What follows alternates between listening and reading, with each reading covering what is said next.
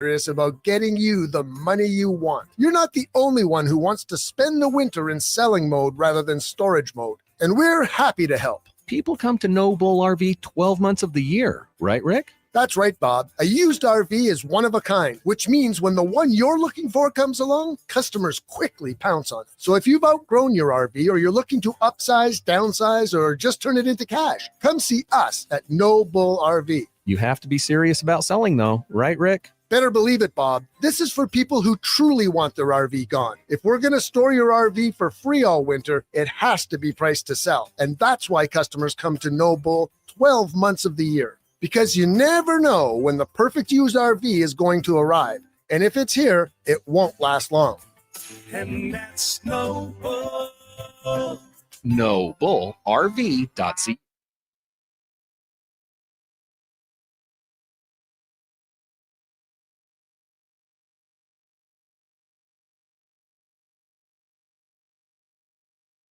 Here's the Lowdown with Lowetide on Sports 1440. Presented by Wolf GMC Buick. We're making it easy. WolfGMCBuick.com.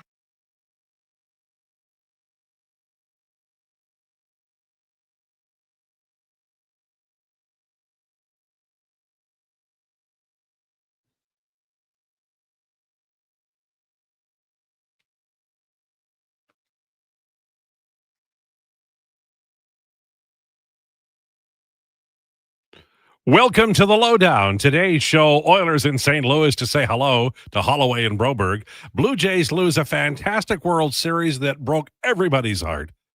And the Buffalo Bills defeat Taylor Swift and her smart aleck. Is it fiance or did they get married? I think they got married. Husband. Lowdown brought to you by Wolf GMC Buick. Fall into savings with 0% financing on all 2025 Buick and GMC vehicles. We're making it easy. Visit wolfgmcbuick.com for details. We are live on YouTube and Sports 1440. We're online at iHeartRadio, sports1440.ca, and Radio Player Canada.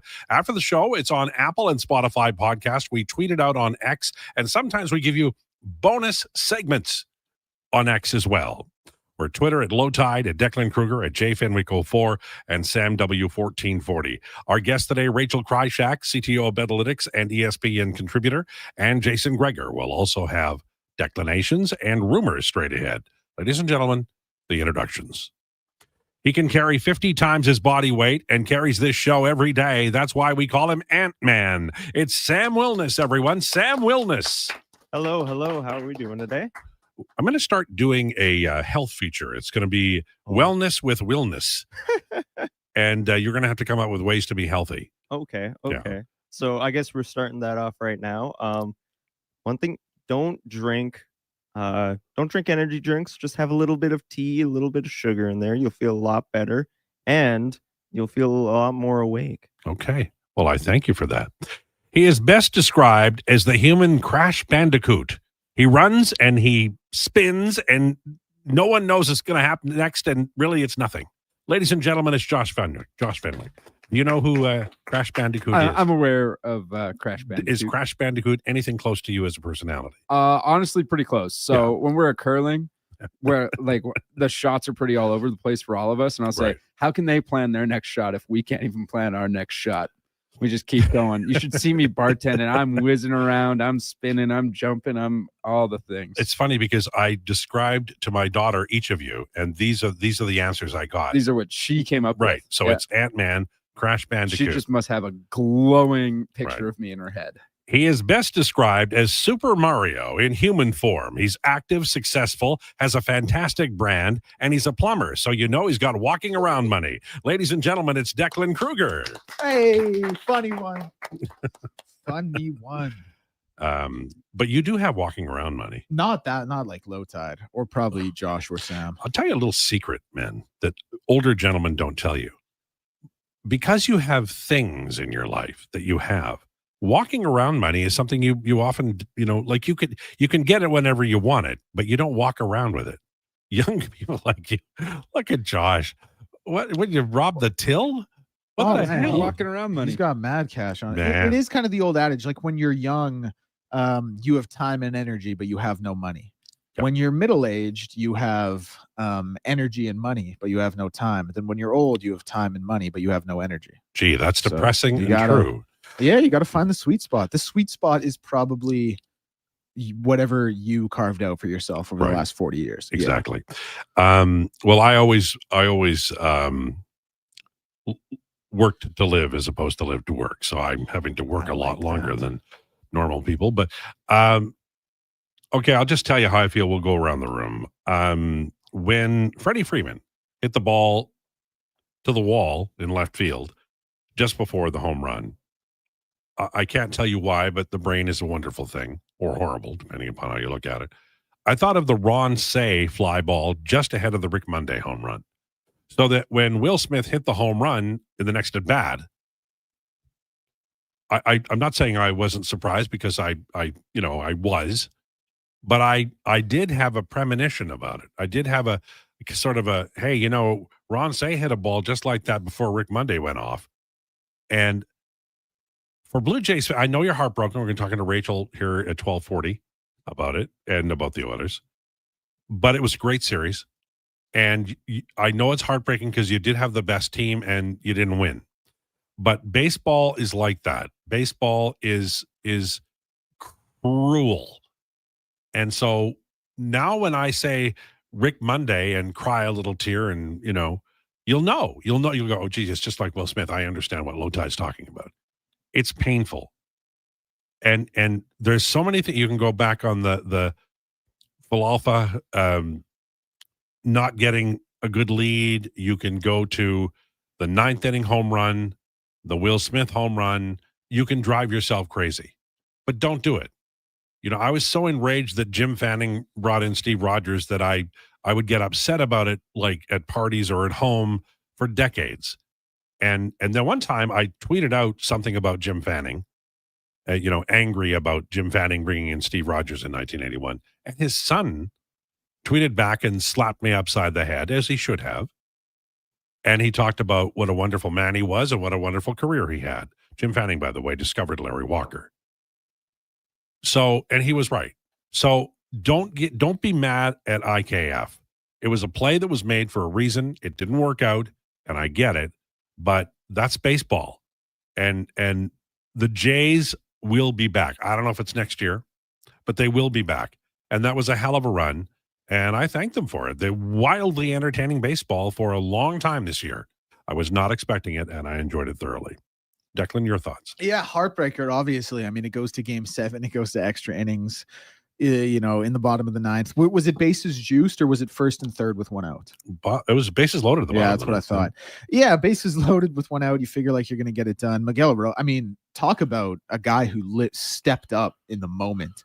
Tying shot, then he obviously makes that throw. And by the way, great catch at second too in game 6, right? Yeah. There you go. And the fact Will Smith is able to, his foot comes off the bag and he's able to get it back down. That's incredible dexterity. I don't think a lot of catchers people, are like that. Yeah, I don't think a lot of people understand the difficulty and just kind of the wherewithal to get that. But listen, heartbreaker for the Jays. You would have loved to see it happen. They had a nation behind them. I was at a Halloween party, obviously, on that Saturday, and everyone was huddled around the TV watching the game. A lot of people have to assume watching their first baseball game of the season, but there was just a real sense of, camaraderie and real patriotism that goes into it. The Dodgers, man, they got a $350 million payroll. They got Yamamoto on the mound. They got 3 MVPs on the team. They got guys they got a lot of talent over there. So you got to tip your hat to them and say congrats. They did it, and they made some great defensive plays, and obviously their bats came alive at the top of the 9th there, then in extras. So credit to them. It's a tough one. Hopefully the Jays can be back. I don't know what the roster is going to look like. I'm not into rosters in baseball the way I am hockey or football or basketball, but what a fun ride it was. And here's the last thing I'll say before we go to Josh and Sam. Anyone who ever says baseball is a boring sport, just go watch the recording of that game 7. Yeah, shut your mouth, because it's not true. You are more nervous about the Rough Riders this weekend, though. Way more nervous. Sorry, Toronto. It's not even close. Right. I get it. Josh, your thoughts? That was tough. I've oh God. When I started cheering I got very lucky. I started watching basketball at a good time, where I watched the Raptors win a championship. Then just a couple years later, the Bengals go to the Super Bowl and they lost, and that was tough. And to this day, I'm still Joe Burrow needed an extra half second to get the ball to Jamar Chase. He had already burnt Jalen Ramsey. This is by far the most heartbreaking thing I've ever experienced in my life. I played baseball for 10 years. I like the Jays. They were my first baseball hat. They're my first jersey. And at some point I ended up adopting the Angels as my team, but I still have a soft spot in my heart for the Jays. And just watching them get so close, like it goes to extras. Dalton Varsho 0 for 9 in games 6 and 7. It hurts. Left I forget what it was, like 14 guys in scoring position. No. As a result of his batting, like he just needs one hit, and this is I think we're telling a different story here. We're singing Blue Jays praises, but alas, like this is just kind of the way it is. Blake Snell, Tyler Glasnow saying if you can't beat them, join them. I've got some very mixed feelings about that after they won, but it's just kind of the way it is. It was a fun playoffs though. It was one for the Bucks. The Jays gave everyone must-watch television for 3 straight series. They had the Yankees, obviously, and so many like fun, iconic moments in that with the Grand Slam, and then the Springer dinger in Game 7 to send them to the World Series. Trey Savage was just absolutely nails through the entire playoffs. It was just so fun to watch, and then it just no storybook ending for everybody. I really thought that Vlad got a hold. I mean, he did get a hold of the ball. Damn right he did. In the bottom of the 9th. I saw some statistic. It was 101 mile per hour exit velocity at a 32-degree angle. 6 balls were hit like that in the season. 4 of them were home runs. Yeah. It's just the one person that I'm really satisfied for is Vladdy, because he was brilliant and he was at his best defensively and at the plate. You know who I'm satisfied for? Dan Mattingly. He goes to his first World Series and he gets that close. He's been in baseball for almost 40 years. Yeah. Well, Don Mattingly was a great hitter. He just happened to be on the Yankees at a period where they weren't winning World Series. And it's a tough beat. And I feel bad for the guy. Bo Bichette went to hug him right after the game ended. Vladdy is the last guy in the dugout. Like this is I'm hoping we see a lot of people back. Ernie Clement, he's under team control until 2029. Yeah. And he holds the record for the most hits in MLB postseason ever. Yeah. And I think Barge is going to be a player too. All right, Sam, your thoughts? I think this was baseball in its purest form ever. I know there's a lot of people out there who are saying like, oh, well, baseball's ruined now, or, oh, the bad guys won and this and that. But I think at the end of the day, you look at the series and all throughout this series, from game 1 to game 7, it was just showing exactly what baseball is all about. You had phenomenal pitching. You had stars coming out of absolutely nowhere. Trey Savage going from single A to pitching in starting game 6 of the World Series. You had Yamamoto, just an absolutely dominant pitching series through multiple different series, full games, all that jazz. You had crazy home runs. You had soul-crushing defeats. And throughout all of it, I think it just kind of showed how good baseball can be. And now, do we see stuff like a salary cap or a salary floor, or changes to the rules, or a lockout season? Maybe, just on the perspective of, hey, can the Dodgers really get away with this? But I think like blaming people or like saying, oh, this is what should have happened here, that it's just nitpicking to the umpteenth degree, because there's not much you can do. There's not much you can do different. They both played fantastically in this series. And at the end of the day, one team just got luckier. Well, and I do think luck had a lot to do with it, and I also think that the thing about baseball is there's not a time clock. You got to give the other man the same number of outs, and the Jays, they just didn't get it done. And the difference for me was the MVP Yamamoto in his 3rd game in the series. He started game 6. He comes in and he shuts it down, and he pitches longer than I think anybody thought he would, and he was just brilliant. That's the way it is. 12 years, $325 million, never having played in the MLB. That was his contract. And he's probably underpaid. Yeah, he really is something special. And that was a wild series. Okay, very quickly, Oilers play tonight in St. Louis. They played on the weekend. I'm reading a lot of stuff about, they're playing well. I understand they're winning and they're not out of it or anything like that. And I'm not suggesting that the panic should be put there, but there are some concerning things. McDavid at 5-on-5 with Mangiapane is not stellar. The goaltending is average, about where it was. There have been some bobbles defensively. We're going to talk about a lot of this with Rachel coming up at 12:40 and Jason at 1:20. I think they have another gear, and I was pleased that Connor McDavid mentioned that after the game. Like, we're not there yet. You beat Chicago in overtime. Okay. That's not I don't think you have a parade. Chicago's an up-and-coming team, and they're getting better.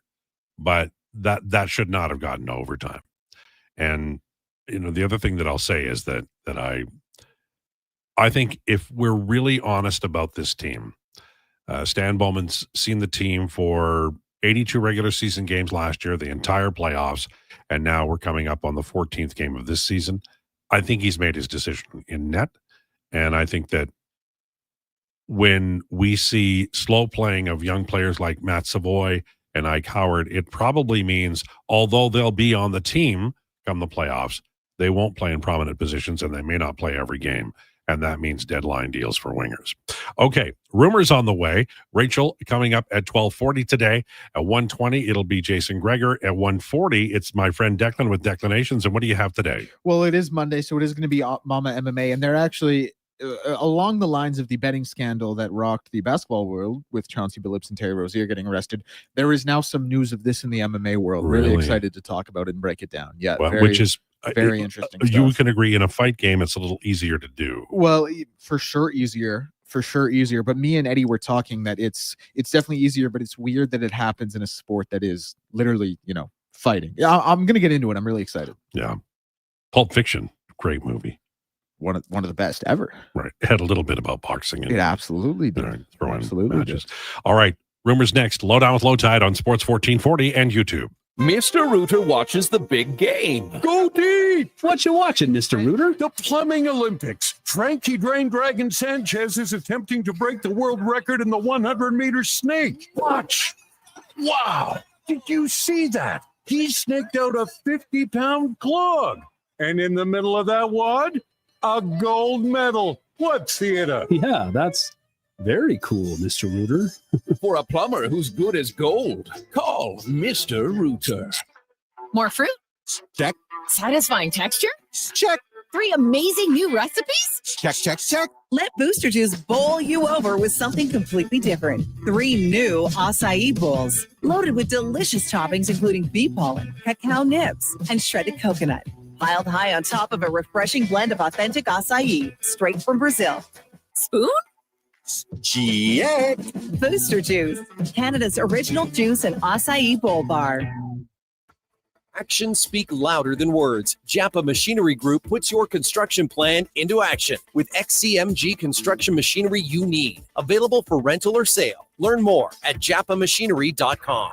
Whether you're a craft beer connoisseur or more of a wine aficionado, there's always something new to discover at Sherbrooke Liquor, a unique, family-owned, independent liquor store. The selection? Incredible. The non-alcohol section is also very impressive. Sherbrooke Liquor, expert, knowledgeable staff with a passion for unique finds. More than just a liquor store, we're a community. Alberta's best, the one and only Sherbrooke Liquor. Wine, spirits, and oodles of beer. Visit SherbrookeLiquor.com. I'm Grant Fedork from Leading Edge Physiotherapy, and people who suffer brain fog might think it's just going to be part of their life. But listen, I've seen a 38-year-old mom managing a concussion read her kid a bedtime story without losing the plot, all because of cognitive rehab that rewires the brain like a GPS reboot. Your brain isn't broken, it's buffering. One missed beat in focus, memory, or balance snowballs into frustration, falls, or forgotten keys. Stroke, concussion, long COVID, even aging can all lead to brain fog. Cognitive rehab works. Check us out at leadingedgephysio.com before your next "where'd I put my phone" moment.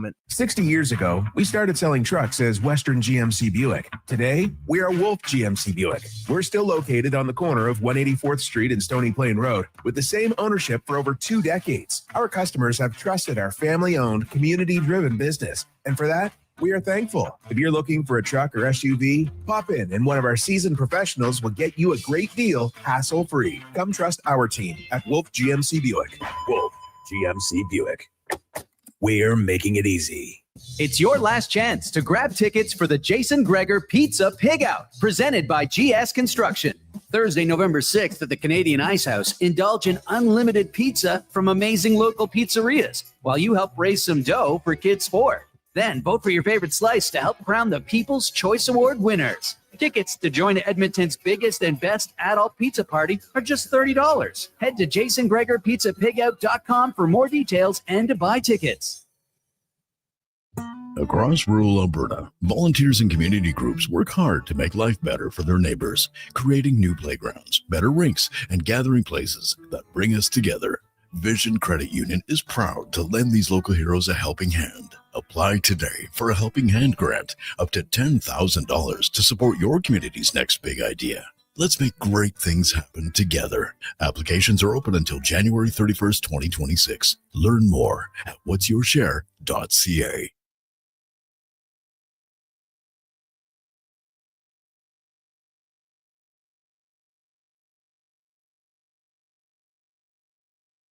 He's the only person to win an arm wrestling contest with the Philly Fanatic. The Lowdown with Lowetide, now on Sports 1440. Presented by Wolf GMC Buick. We're making it easy. WolfGMCBuick.com.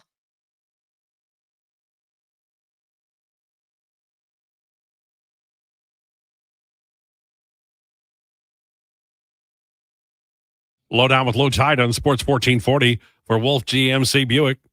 We're making it easy. Visit WolfGMCBuick.com.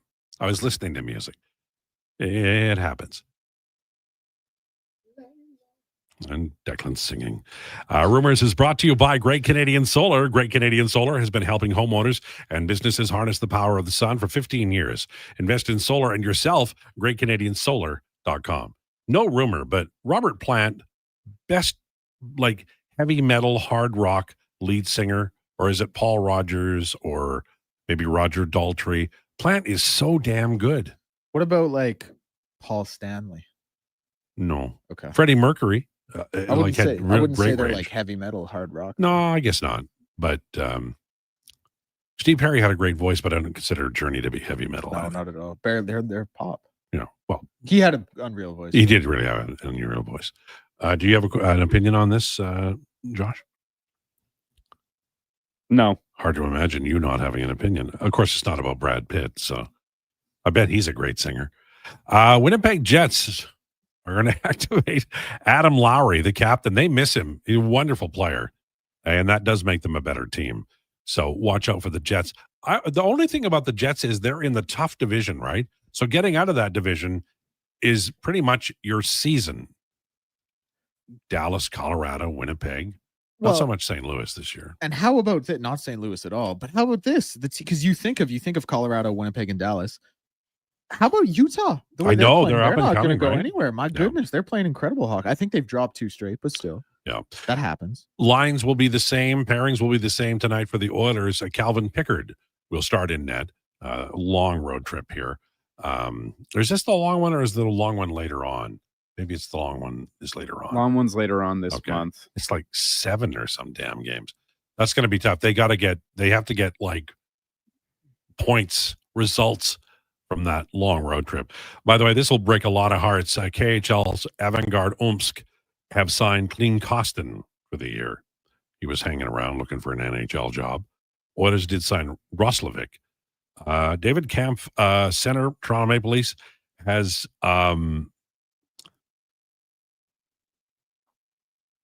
been assigned to Toronto or to the Marlies, and then wanted to take some time to think about his career. A trade didn't happen, and so he's sort of in that limbo now. What does he want to do? Canucks are believed to have inquired about Steve Stamkos. I don't think that's a move he'd make. If you're Stamkos, you'd go to a team that was guaranteed a trip to the Stanley Cup final, like the Oilers. Mm-hmm. The Oilers aren't, but you know what I mean. You know, it's funny. Like this is what I wanted to touch on really quickly at the end of the last segment. The Oilers, like nothing during the last 2 seasons when they were in this slump would suggest like they're going to, just break out of it and run the West, but they did. And in playoffs, they were great. And, in those Dallas series, like Dallas was a team that I think was, obviously came out of the Central and very good team, and the Oilers handled them easily. And similarly right now, like nothing about what the Oilers are doing makes me think they're going to just all of a sudden run the table and get out of the West. But nothing felt like that the last 2 seasons, and they did it. And so that gives me a lot. That makes me feel a heck of a lot better about their prospects. I'm not picking the Oilers to make it to the final this year. I just don't think they will. There's too much in transition. This is a period of transition for them. They're slow playing the young kids. Like the odds of Matt Savoy and Ike Howard being integral parts of the playoff roster are very low, in my opinion. They're not playing many minutes. And so the chances of them being, healthy scratched in the playoffs is very high. That means you've got to make some moves to add in players to replace them. And I wrote about this in The Athletic. I think Tuck might be an option, and we'll see. But when you have a team that is sort of working towards next year and trying to get there this year, it makes it difficult. If you want to win the Stanley Cup, you might be better off trading one of Savoy or Howard for something that you can use in the playoffs and then the following season at least.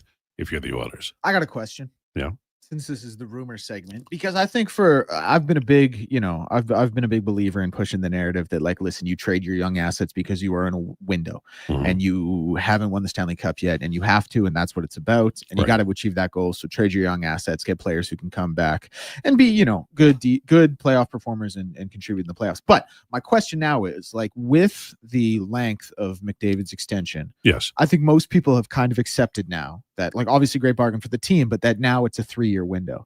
How much does that shift the mindset or shift the thinking of Stan and Jeff to hold on a second? Maybe we actually need to keep some of these young assets for 3 years down the road. Okay, what I would suggest is probably not what anybody else would suggest, but I think you'd be more aggressive in trading for talent that's going to help you win. Because you got to go do it. Yeah. Also, if after 3 seasons Connor McDavid leaves, you're rebuilding. Here's the other thing. You still got Leon. Yeah, but Leon's what, 32? Yeah, but you know what? Like, players are playing a heck of a lot longer these days. Like, look at Crosby getting up in age and still being effective. Ovi, obviously much different player than Leon, but he's another example of a guy who's still, contributing. And that's a different situation. I don't want to compare those two. But I just, like, I don't know. It's still, like, you still have the second, third, fourth best player in the world there. Like, that's a pretty good block to have. And sure, but you're not what you were. And you're nobody they draft in the next 2 years is going to be Connor McDavid. No, well, I mean, no one, like, ever, maybe, unless McKenna's just crazy. But I mean, everybody. This is when I was a kid, everybody's like, "This is the next door. This is the next door," and there's never been another door. Yep. So Cale Makar's, he doesn't look too far off. Changing the rules. Well, Makar really is a unique hockey player. There's no doubt about that. Pete Alonso has opted out of his New York Mets contract. That is coming down the pipe from a lot of players who are. Cody Bellinger is not going to be back with the Yankees. Edwin Diaz opts out of his Mets deal. AJ Minter, Robert Suarez opting out of his Padres contract. That's this. They do it right after the World Series, and there's some cool names there, and maybe some of those guys sign with their originating team, but it'll be a different negotiation. It'll be a different contract. And some of those deals it tends to be the player who had a reasonable, not a great year will accept that. And then the player had a great year won't, because they know they can make more money down the line. Anything in the NBA happened that we're thrilled about? Any big news out of the NBA? Josh, Sam? Nothing crazy, unless you want to, like, talk about the Lakers' performance so far. There's not crazy trade news. Yeah, there's no big headlines. I will say this, though, that's kind of crazy coming out of the NBA. Luka Doncic, I don't know if the number still stands, but as of earlier this weekend, he was averaging more points than Klay Thompson, Anthony Davis, and Cooper Flag combined. So that's probably not great for Dallas. NFL, we've got some injuries to talk about. We also have to talk about the Buffalo Bills beating Taylor Swift and her tight end husband. Just engaged. I'm sorry, were they not married? Not married yet, just engaged. I guess I got married, and I figure everybody did too. Yeah, that makes sense. But your Bills did it. Are you feeling a little better about your team now? No.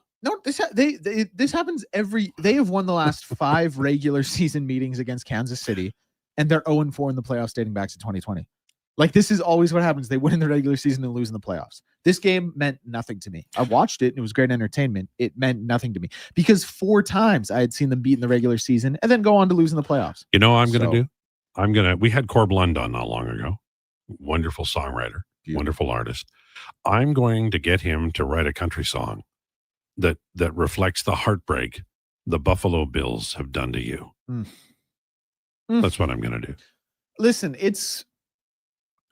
I gotta manage expectations with the Bills because I do say, like, the Bills were a poverty franchise. They had I've talked about some of the quarterbacks I watched. They had Tyrod Taylor. Wonderful. They had wonderful. Tyrod Taylor. That's it. That sums it up, doesn't it, gentlemen? So I'm very happy to see the Bills have this regular season success, and more Sundays than not during the NFL season, I'm going to walk away with a smile on my face because the Bills have won. And most seasons, pretty much every season now, actually, I'm going to walk away with a smile on my face because they've won the division title. And I do appreciate all that they've done for me in that respect. But it's still failing to reach the ultimate goal. That's where the management of expectations comes. Now, we can't let this segment go without talking about your Saskatchewan Roughriders against the team you didn't want to face in the Western Final, the British Columbia Lions. And I'll just go one farther. I think BC, Montreal, and Saskatchewan could win the Grey Cup. I'd be shocked if the Grey Cup champion isn't one of those 3 teams. Sorry, what was the third? You said BC, Saskatchewan, and Montreal. So you don't think Hamilton has a shot at I don't. Yeah, I think it's going to be whoever wins the Saskatchewan BC game. And I think, like, Saskatchewan, Corey Mace, coach of the year nominee out of the West, I should say.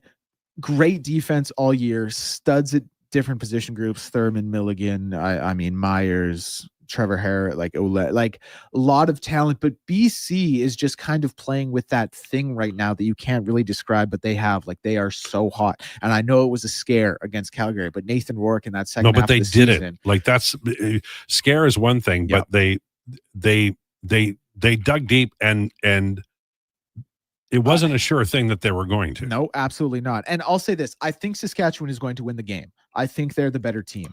But what I will say that gives me a lot of pause, 1, obviously, BC is the hottest team in the CFL right now. 2, at the most important position, the quarterback position, BC is going to have that edge. And that has to make you a little nervous as a Rider fan. Right. I get that. But I'm still picking the Riders to win. I think it's their year, win the Grey Cup. Do you have, like, butterflies already, and will you on the weekend? No, I will on the weekend for sure. Right now, it's a little bit like it's still kind of the build up, the lead up where you're feeling okay. You're not feeling too nervous. When the weekend rolls around, like Saturday morning, I'll be feeling pretty nervous when I'm watching that Hamilton Montreal game, because that's the early game. I'll be nervous. I'll be biting my nails throughout that one. And then I'm going to be going LeBron 0 dark 30 mode during the Riders game. I'm going to let Josh talk about this first, but I invite you to chime in as needed.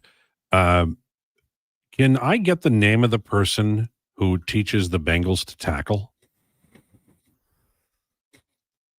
I have no idea. I don't think they actually have a guy that teaches that. I'm watching film and I thought it was a comedy act. It's bad.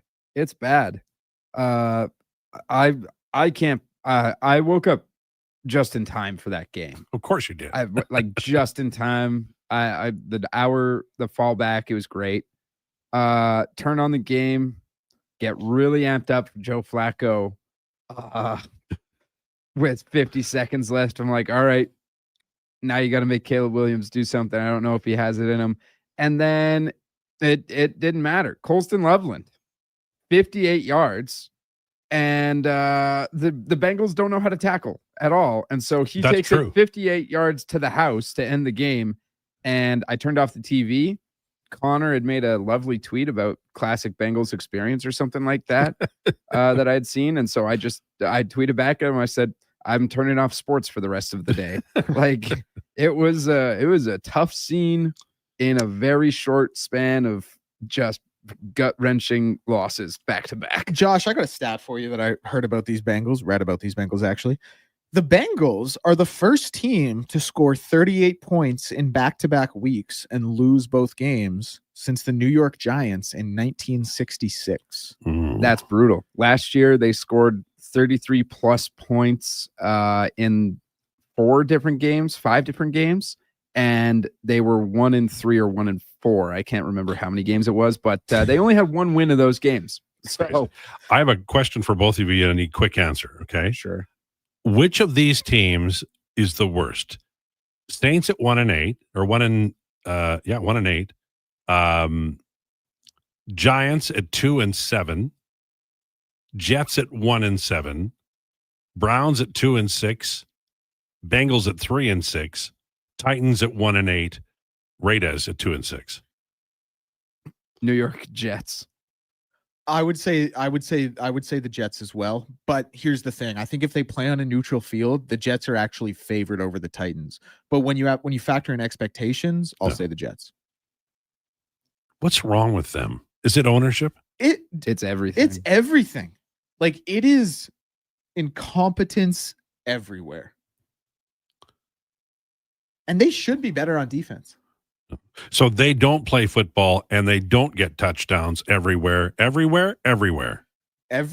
This is like the meme. Like, Jets roster costs $150 million, makes people sad. Happy Meal costs $8.99, makes people happy. Verbal meme for anyone who. I love it. That's very well. Did you make that up, or Absolutely is it not? I stole it. Well, that's what we do here. All right, it's 12:35 on the way. Rachel Krychak. We're going to talk Oilers. We're going to talk Blue Jays. Jays fan here, so this might be tough, but we're going to ask questions and get answers, and we're going to talk about a little bit about the Maple Leafs and the Anaheim Ducks. Believe it or not. Lowdown with Lowetide on Sports 1440 and YouTube. 60 years ago, we started selling trucks as Western GMC Buick. Today, we are Wolf GMC Buick. We're still located on the corner of 184th Street and Stony Plain Road with the same ownership for over 2 decades. Our customers have trusted our family-owned, community-driven business. And for that, we are thankful. If you're looking for a truck or SUV, pop in and one of our seasoned professionals will get you a great deal, hassle-free. Come trust our team at Wolf GMC Buick. Wolf GMC Buick. We're making it easy. Bringing every project to life requires the right team. By joining the Japa Machinery Group service or sales teams, you can be part of setting a new industry standard. Celebrating a legacy of excellence with Japa. Learn more at japamachinery.com. It's a new season, Edmonton, which means it's time for new offers. Play Alberta is offering odds boosts on every Oilers game all season long. This is your chance to score big. And for a limited time only, our listeners can get an exclusive $50 free bet when they deposit $50 using code Gregor50. That's code Gregor50 for an exclusive $50 free bet. Alberta wins with Play Alberta. Must be 18 plus to play. If you gamble, please use your game sense. PlayAlberta.ca.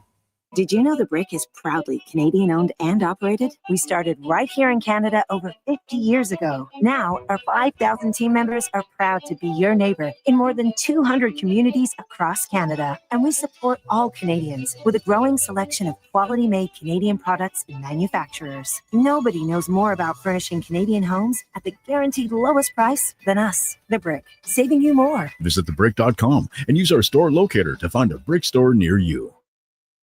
Jason Krueger isn't just a sports guy. He's a community builder. With over $2 million raised for local charities and his Krueger Foundation, he's making a difference on and off the air. Check out Krueger weekday afternoons on Sports 1440.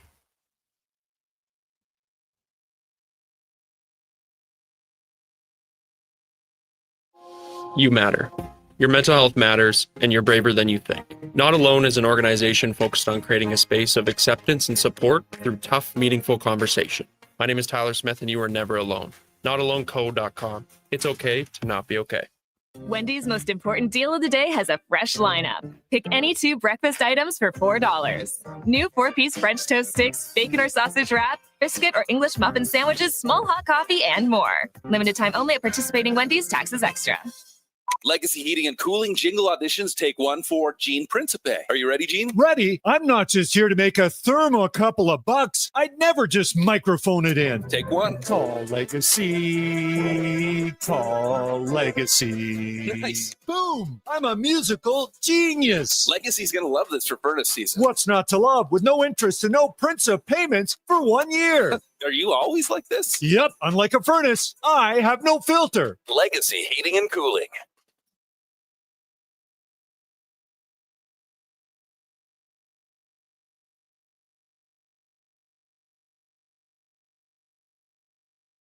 The Lowdown with Lowetide on Sports 1440. Can you fit Sports Encyclopedia on a business card? Presented by Wolf GMC Buick. We're making it easy. WolfGMCBuick.com.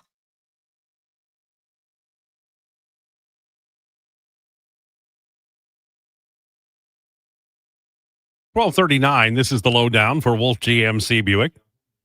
We're making it easy. Visit wolfgmcbuick.com for details. A little cooler out now. Having to wear hoodies. I noticed that you've got your lovely sweater going on there. Do you buy sweaters by bulk, or do you just wear the same one? I guess we have to wait for this. Is Sam's going to get there to turn your mic on. I'm asking Declan a question. There we go. Nice. So, sweater. Yeah. Do you just buy the same color, 12 of them, or do you wash it a lot? No, I like to mix it up. I got like 6 in gray, 6 in dark gray, 6 in black. My favorite, 6 in brown. one of my favorite TV shows is Matlock. Okay. And he has like 15 powder blue suits. My hero, Andy Griffith. Very good. All right.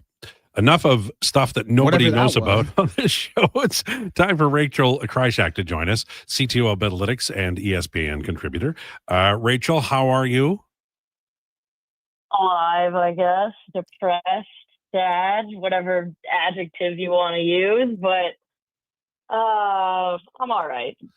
The Jays were the better team. I don't know if that helps, but the Dodgers found a way.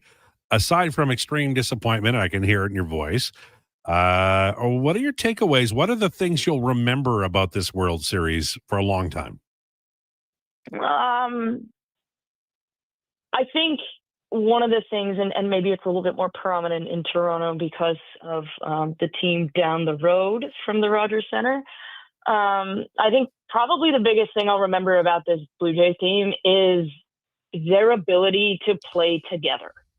It wasn't one guy, now obviously Vladimir Guerrero Jr. going psycho mode, but it wasn't just one guy that got that stuff done. Like Ernie Clement broke the MLB record for most hits in a postseason. Like that's enormous.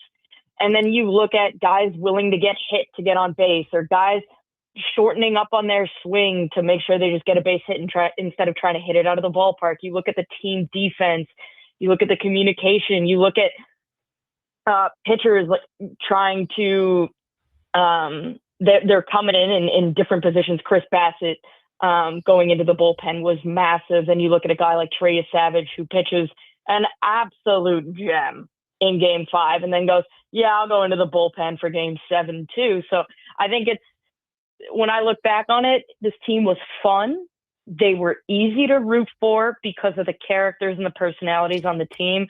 But the way they played on the field as a team is something that I think should be looked at, rewarded, and you want to try and build upon that. Because let's not forget, this team largely did it without Bo Bichette, and that's not insignificant.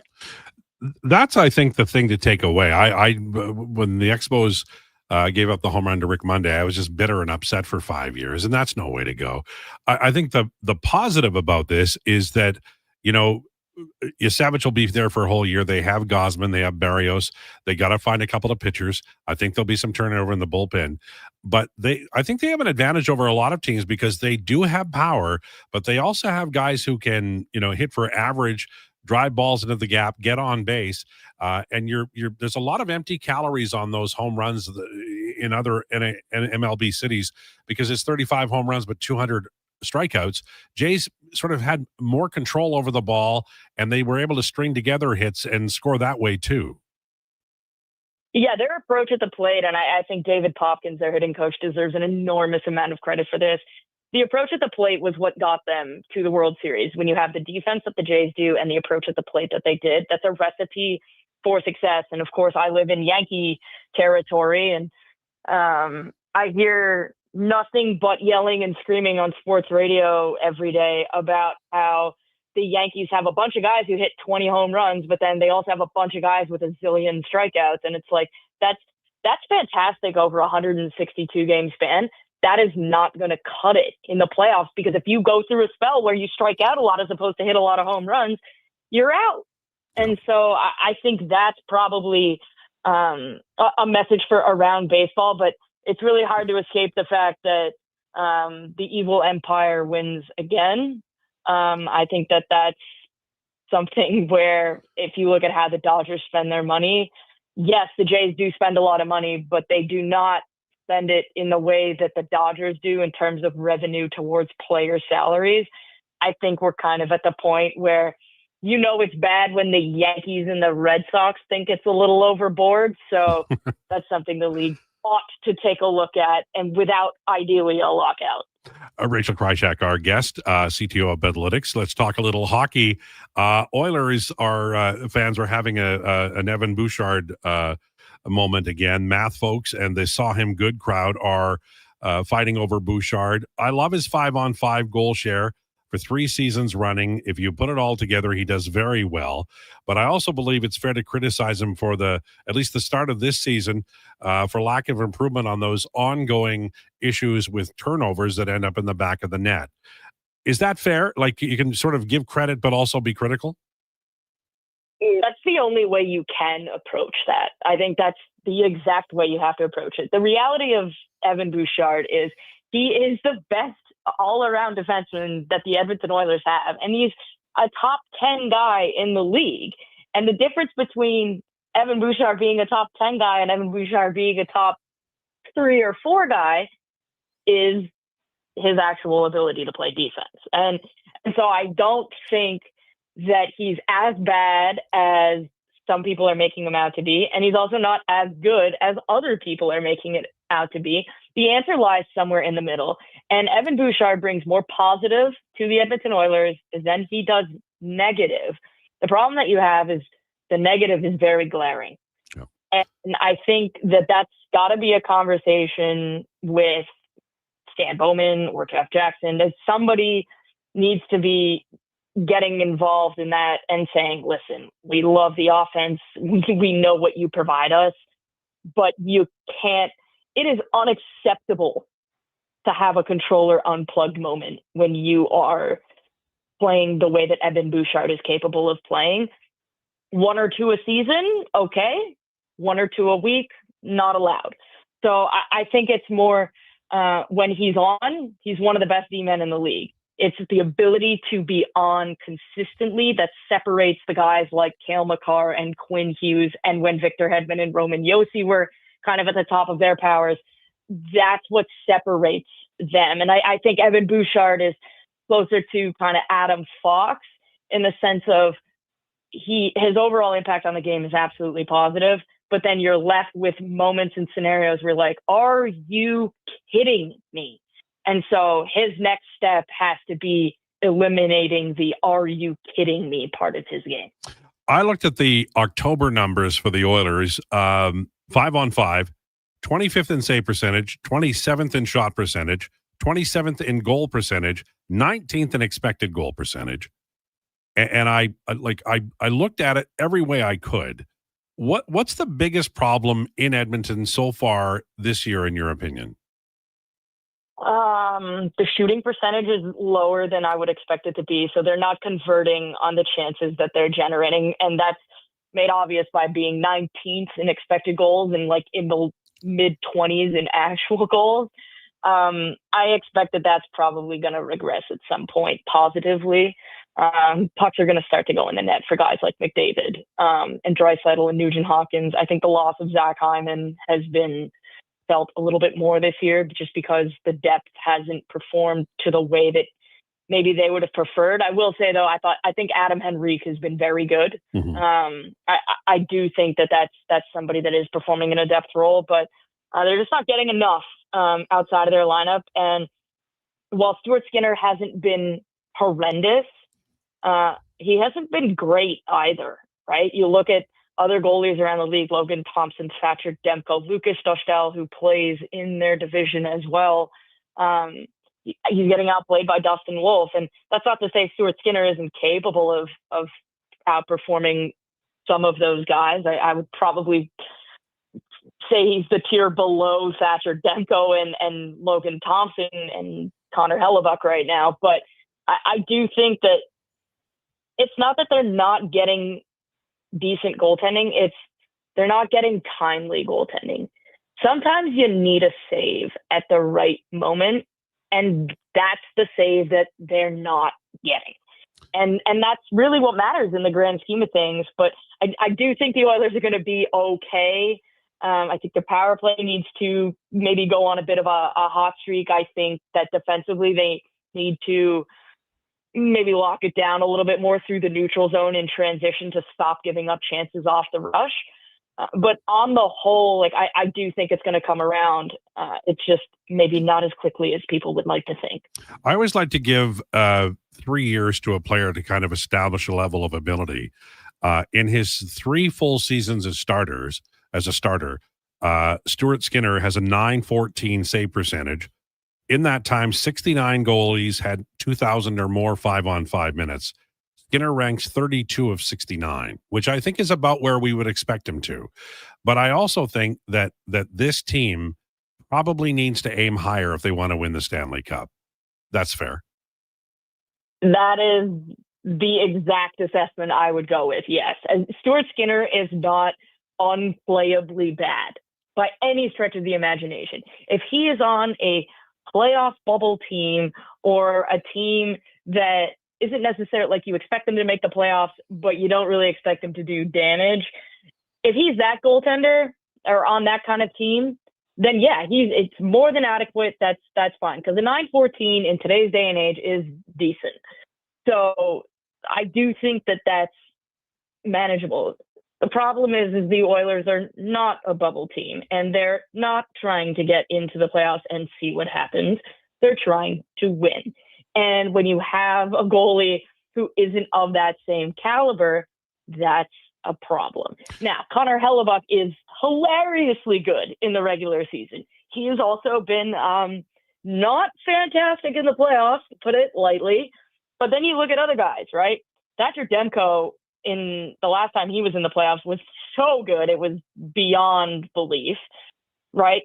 And then you look at Andrei Vasilevsky, Igor Shesterkin, when they were at the peak of their powers, and I think we're probably going to see something from Igor this year too, their save percentage was not below .925 in the playoffs. And so I think when you look at it with Stuart Skinner, you do have to aim higher. It's not to say he can't be a capable 1B, but that's not a 1A goaltender on a team that wants to win a Stanley Cup. Andrew Mangiapane has been struggling with Connor McDavid at 5-on-5, sort of reminiscent of what happened to Jeff Skinner early last year. And Skinner ended up getting faded during the regular season and really faded in the playoffs. They're not going to the kids, Savoy or Howard. That I assume means that they're just going to run with Mangiapane until Zach Hyman gets back. Is that the right play here, or would you try one of the kids? I would try one of the kids. And kids is like liberal because they are basically children at this point. I don't even know if they can drink in the United States. Like, they are young. But both of them have immense talent. You know what Andrew Mangiapane is. And do I think he's going to come around? Yes. He is not a top-line player on a Stanley Cup winning team. That's not a thing. You need someone like Andrew Mangiapane to drive offense playing next to Adam Henrique on your third line. That's what you need. You need secondary scoring from him.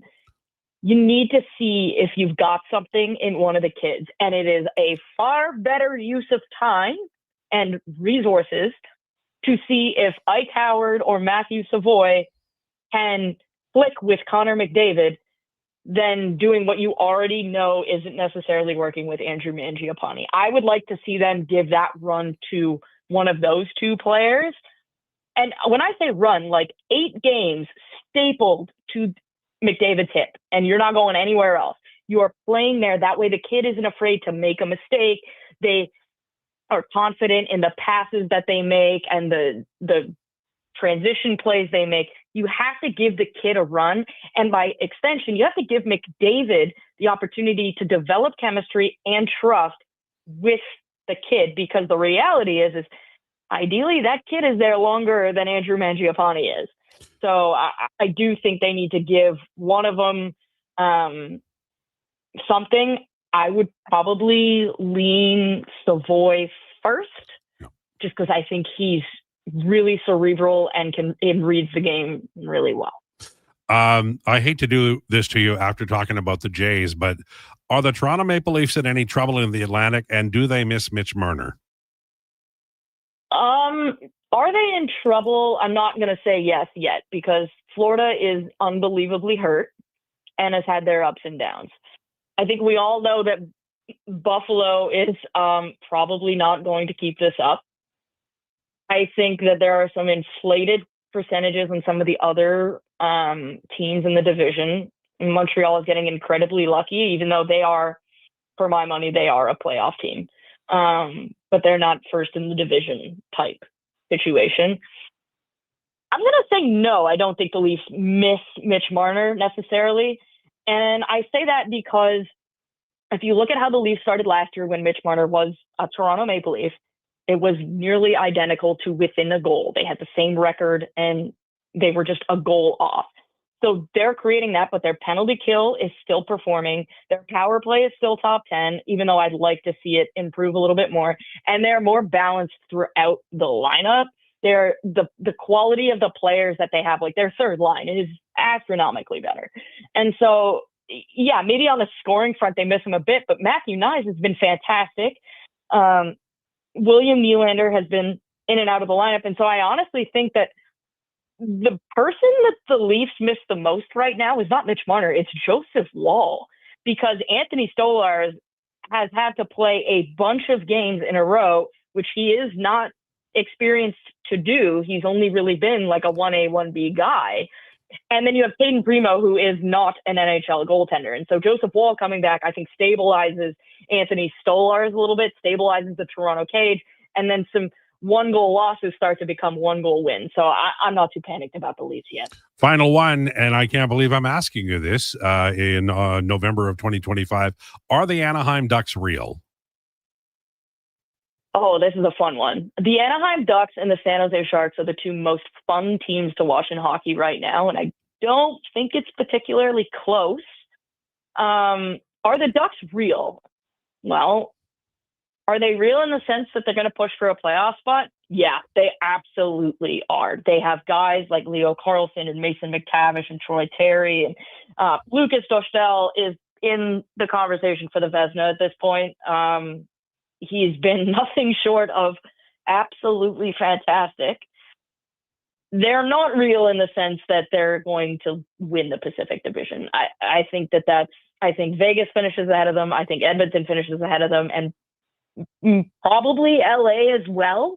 But I do think we're talking about a team that is on the upswing, is going to surprise a lot of teams, and is really going to make a run at a wild card spot. I really think the Ducks are there, and there's so much more coming in terms of prospects in the cupboard. Like, we're just seeing the beginning of Cutter Gauthier and Beckett Seneca and Olin Zellweger. Like, there's so much more to come. So I think they're on the upswing, but probably a wild card team this year. Rachel, thanks for this. Appreciate it. Thank you. There you go. Rachel Krychak, who joins us every Monday. We went over a lot of stuff, but there was a lot to get to, including the Jays. And a few questions about the Oilers I wanted to get an answer on. And, I asked the Toronto question because it was mentioned a few times this week. What does Rachel think of the Maple Leafs? So now we know. All right, 12:58. On the way, we're going to talk a little bit about the National Football League weekend, the CFL playoffs to come, and, of course, the Oilers. Jason Krueger will join us at 1:20, Declinations at 1:40. Lowdown with Lowetide on Sports 1440 and YouTube. Time for an update with Sam Wilness. This is a Sports 1440 update.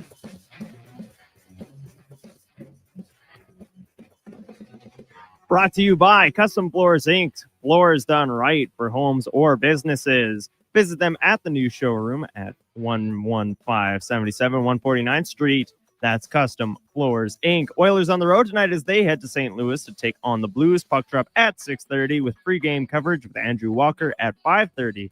3 other games in the NHL with the Leafs hosting the Penguins. Canucks face off against the Predators, and wrapping things up, the Blackhawks look to win against the Kraken.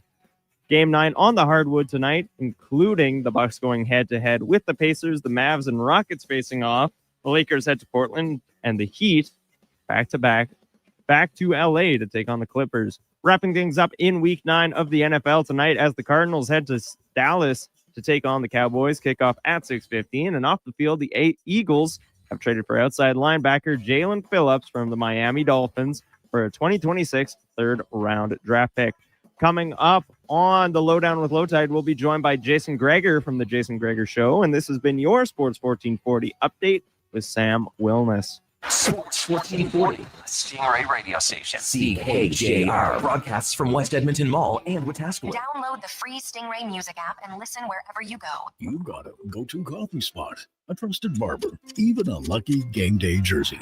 But when it's about looking your absolute best, there's only one name you need. Mr. Dirk. Family run since 1939. We're experts in crafting impeccable tailor-made suits and offering a wide variety of everyday styles. Pair that with personalized one-on-one fittings and the convenience of on-site tailoring. Mr. Dirk elevates your style game. Visit our Edmonton store or explore MrDirk.com. Score big on style with Mr. Dirk. When you have lifting and material handling needs, Northwest Crane delivers. Western Canada's Sandy dealer, backed by the industry's toughest one. 3 years, 3,000 hours, no compromises. They service all crane makes and models with skilled technicians and deep industry expertise. Alberta owned with locations in Leduc and Grand Prairie and fully equipped service trucks. Northwest Crane keeps your operation lifting.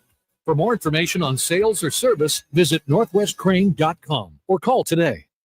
Legacy Heating and Cooling is the only place to call for heating your home. So when it's time to replace your old furnace, or for 24-hour repair with no overtime rates. Legacy even heats your shower with hot water tank. And with no interest and no payments for 1 year, it could only be Legacy Heating and Cooling. Hey everybody, it's Jason Strudley. How would you like to join me and the superstars of hockey on an exotic holiday? Join us on a 7-night cruise through the Mexican Riviera, leaving from Los Angeles and including Cabo, Mazatlan, Puerto Vallarta, and more. While we relax and cruise the tropical waters, you can attend an intimate meet and greet with legends like Bill Ranford, Fernando Pisani, Kelly Buckberger, Ron Lowe, Gene Principe, Jack Michaels, Louis DeBrusque, and more. There's still time to get in on every hockey fan's dream cruise. Book now and save $500 per couple. The Edmonton Hockey Legends Cruise. Price start at just $23.99. Part of the proceeds support the Ben Stelter Foundation and Kids with Cancer. Visit cast.tours/Edmonton. Call 1-833-347-7678. Call now to book and save $500 per cabin when you mention promo code Stingray Radio. That's cast.tours, 1-833-347-7678. I'm getting McDonald's. You want anything? Oh, yeah. I've got to get 2 cheeseburgers, medium fries, and a medium fountain drink for $9.99. Hey, maybe I'll eat 1 cheeseburger right away and save 1 for later. Maybe I'll stack them and eat them both at once. Options. Oh, delicious, delicious options. So 2 cheeseburgers, fries, and drink? How'd you know? You were thinking out loud again. Get yourself a 2 cheeseburger meal for just $9.99 plus tax for a limited time only at participating McDonald's restaurants. This hockey season, before every game, check out the pregame show with Andrew Walker on Sports 1440. It's brought to you by Titan Supply, your only source for rigging, lifting, and hauling products. Visit titansupply.ca.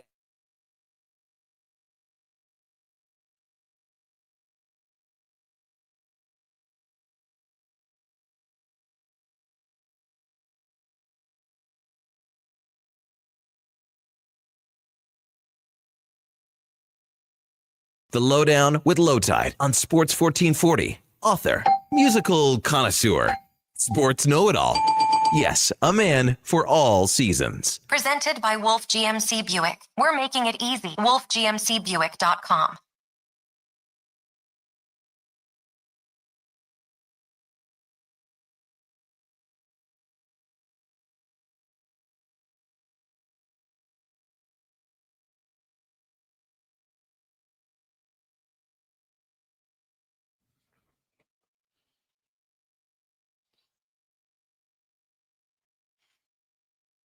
Lowdown with Lowetide on Sports 1440.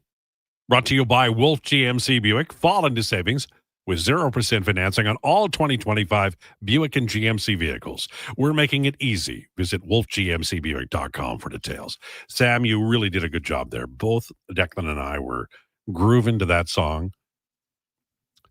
Thank Josh you. was going, what is this song? I've never heard of it. It's not country, but we liked it. You are more than welcome, and I will try my best to continue the streak I'm on here.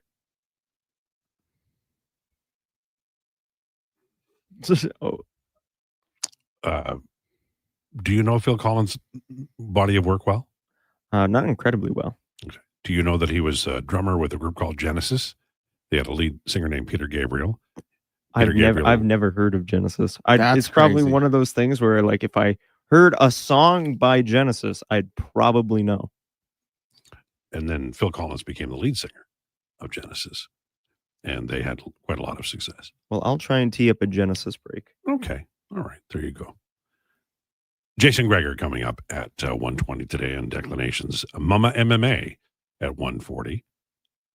Savoy and Howard have done absolutely nothing to prove they belong playing on the top six. Luckily, they're lucky they're not both back in the AHL from Randy. I think a lot of people do feel that way. I do not. I think that when you look at the 2 goals that young Howard has scored and their net front quick release, that's the kind of skill that you want with skill. Skill needs skill. And Mangiapane's been a great player for a long time, and I have no doubt he's going to recover from where he started. But he started in a pretty bad spot, and the Oilers don't have time. They just don't. And they really could have used a strong start from Mangiapane when Hyman was out. Didn't happen. Now, my understanding is the Oilers are going to go with Mangiapane again tonight on the McDavid line, and that's fine. But I think that they started with Frederick. That didn't work. They checked down to another veteran, Mangiapane, and that didn't work. And skill needs skill, and it is possible that Mangiapane's best offensive seasons are behind him. I'm not saying for sure. I'm not trying to bury him. I like him as a player. But I am saying that there is a trend here, and the Oilers are giving a long leash to a player, and I'm not sure how much longer they can go. I'm going to give you an example here of what's happening with Mangiapane. In 21-22, his 5-on-5 points per 60 was 224. The next year it was 197, 166, 1.3 a year ago, and 0.67 this year. And that's in 178 minutes. Now, the experts tell me that you need 200 minutes before you can start, not finish, but before you can start to say, okay, this is a trend that we don't want to be a part of. But it's gone down 5 years in a row. And that is a trend that you don't want to be a part of. Meanwhile, Howard is at 1.59 points per 60, and he's playing with Adam Henrique. I'm just saying, maybe there's an opportunity at some point to run one or both of the kids with skill. Say Savoy with Draisaitl and Howard with McDavid, or vice versa. Thoughts, gentlemen? I don't love the listen. This is why I don't love the idea of them up here. Mm-hmm. And I've been pretty consistent with this. I just think there's too much pressure riding on them for how successful the team needs to be. And it doesn't start with them. Obviously, it starts with McDavid and Draisaitl and Bush and Nurse and Nuge and Hyman when he's healthy, and Skinner more so.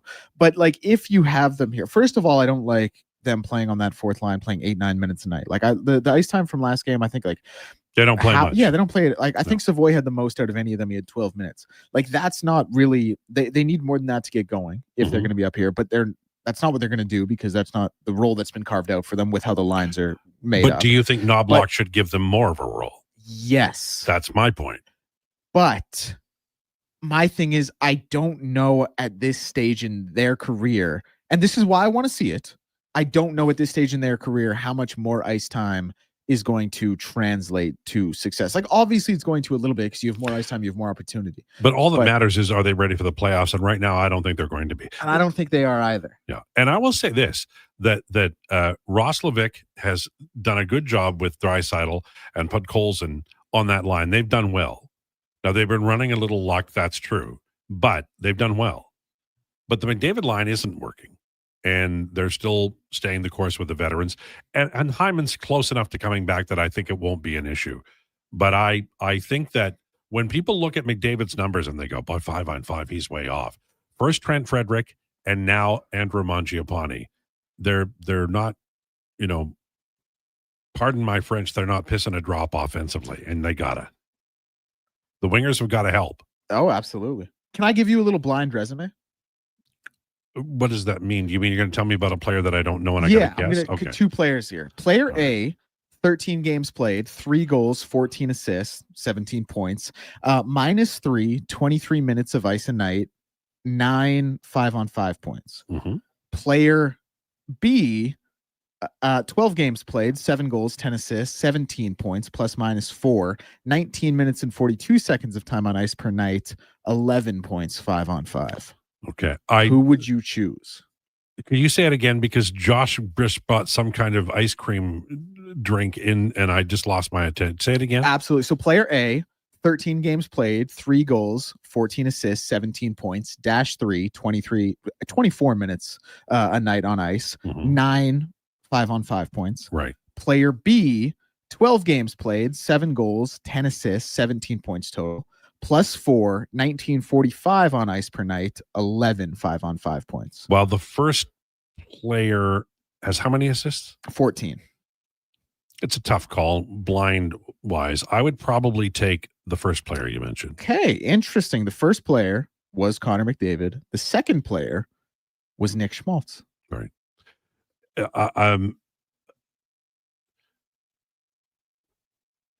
Dynamic players. I know Steve Lansky hates people when people use that word, but pick a different word than dynamic, and that's what I'm saying.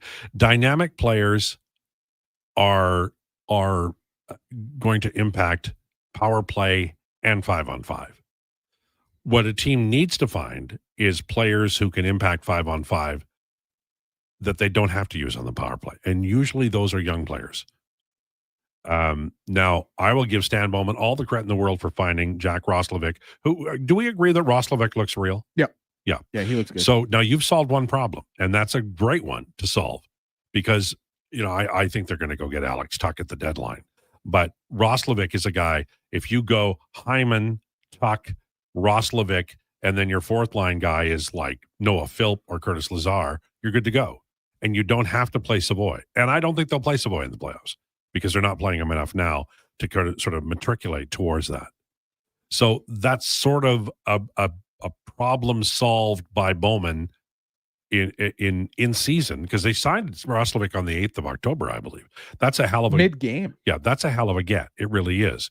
Now you got to do it on the left side, which is harder because you don't have Hyman coming back. So you've got, I still think, Gregor suggested this in the summer, I still think that Henrique on the wing might be better than you could put Nuge at center, but right now they've got Nuge on left wing, and then Podkolzin, I'm all in on Podkolzin. I think he's perfect for the Draisaitl line. I wouldn't move him. And then you've got Frederick and other options as a third line guy. I still think Frederick is suffering from the residue of the high ankle sprain. In my article today at The Athletic, how the Edmonton Oilers trade needs are evolving early this season, I talk about Frederick as a guy who, he's not, he doesn't play like he did in Boston, but there's reasons. He last year, a year ago, before he got hurt, he had a 35.5K max skating speed. This year it's 34. So he's skating about a K and a half less, and he doesn't get to pucks. And the reason they're playing him, I think, is because they want him to get ready by playoff time. And maybe that's one of the reasons they're not playing the kids as much. I'm not sure. But that high ankle sprain, Leon had it. It took him a while to get back. And certainly with Frederick, I don't think he's over it yet. I know a lot of people are mad at him, but I'm just going to say stay tuned, because there was a time when he was with Boston that the guy was really, really good, and he was the kind of player that Edmonton Oilers fans really enjoy. Very rugged.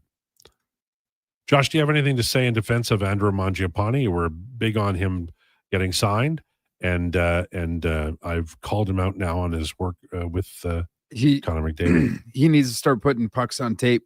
This is what needs to start happening if he wants to keep this. Not shooting either. He's not shooting either. No, but he needs to realize that he's playing on the second best top line he was ever played on before. Shout out to the death line from the 2022. That line was Calgary crazy. Flames. Yeah. They're outscoring opponents by like 126 goals or something. That was like the difference. I would respectfully suggest if he was playing now the way he was playing then this line would look pretty good too. I agree. So that's what I said, is that he needs to step it up, because this is one of the best lines he's ever played on. So he needs to start acting like it, or else he's going to get dropped down to the third or fourth line, and Jan Howard gets to make the move. Or something like that. I mean, I think everybody knows that Mangiapane and Roslovic and all the guys who are occupying areas of great strength now, like prominent lines, they were hired to be fired. These kids are going to take over their job eventually, unless they get traded at the deadline, which is also possible. All right, do we have Gregor live, or is Gregor going to be on phone, or is he going to be at his home office? Do we know? It's a good question. I'm going to go do the old check ski at the break here, see if he's in the building. One day I want to see Gregor do a report from, in Star Trek Next Gen, where they would transport people, that you'd go to a room and transport people. Yeah. I would like to see Gregor in that room, do a report, and then transport right here at the end of the report. Can we do that? No. Josh says, I'll get right. That's the spirit. That's the kind of spirit we want around here. All right, Gregor next. Lowdown with Lowetide on Sports 1440 and YouTube. This hockey season, before every game, check out the pregame show with Andrew Walker on Sports 1440. It's brought to you by Titan Supply, your only source for rigging, lifting, and hauling products. Visit titansupply.ca. Looking for the perfect gift? Give the gift of great taste with a Loca Quality Market gift card. Redeemable at any Loca Quality Market or Loca operated restaurant. It's a treat for food lovers. Ready anytime. Grab yours today at loca.ca. Legacy Heating and Cooling is the only place to call for heating your home. So when it's time to replace your old furnace, call Legacy. Call Legacy. Or for 24-hour repair with no overtime rates. Legacy even heats your shower with hot water tank. Call Legacy. Call Legacy. And with no interest and no payments for 1 year, it could only be Legacy Heating and Cooling. Across rural Alberta, volunteers and community groups work hard to make life better for their neighbors, creating new playgrounds, better rinks, and gathering places that bring us together. Vision Credit Union is proud to lend these local heroes a helping hand. Apply today for a Helping Hand grant up to $10,000 to support your community's next big idea. Let's make great things happen together. Applications are open until January 31st, 2026. Learn more at whatsyourshare.ca. Scott McGilvery here, HGTV host and renovation expert. The one upgrade I know homeowners will love: better, fresher Culligan water straight from the tap.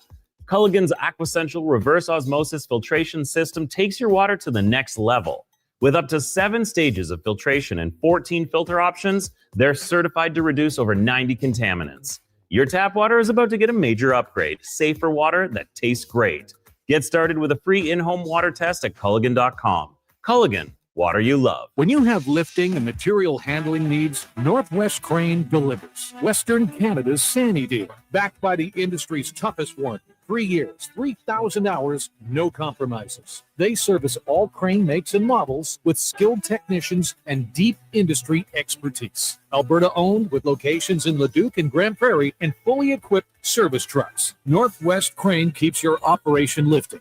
For more information on sales or service, visit northwestcrane.com or call today. Wendy's most important deal of the day has a fresh lineup. Pick any 2 breakfast items for $4. New 4-piece French toast sticks, bacon or sausage wrap, biscuit or English muffin sandwiches, small hot coffee, and more. Limited time only at participating Wendy's. Taxes extra.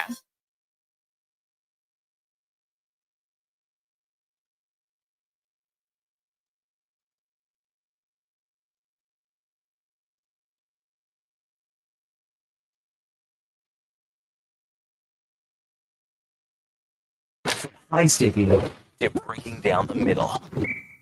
Here's the Lowdown with Lowetide on Sports 1440. Presented by Wolf GMC Buick. We're making it easy. WolfGMCBuick.com.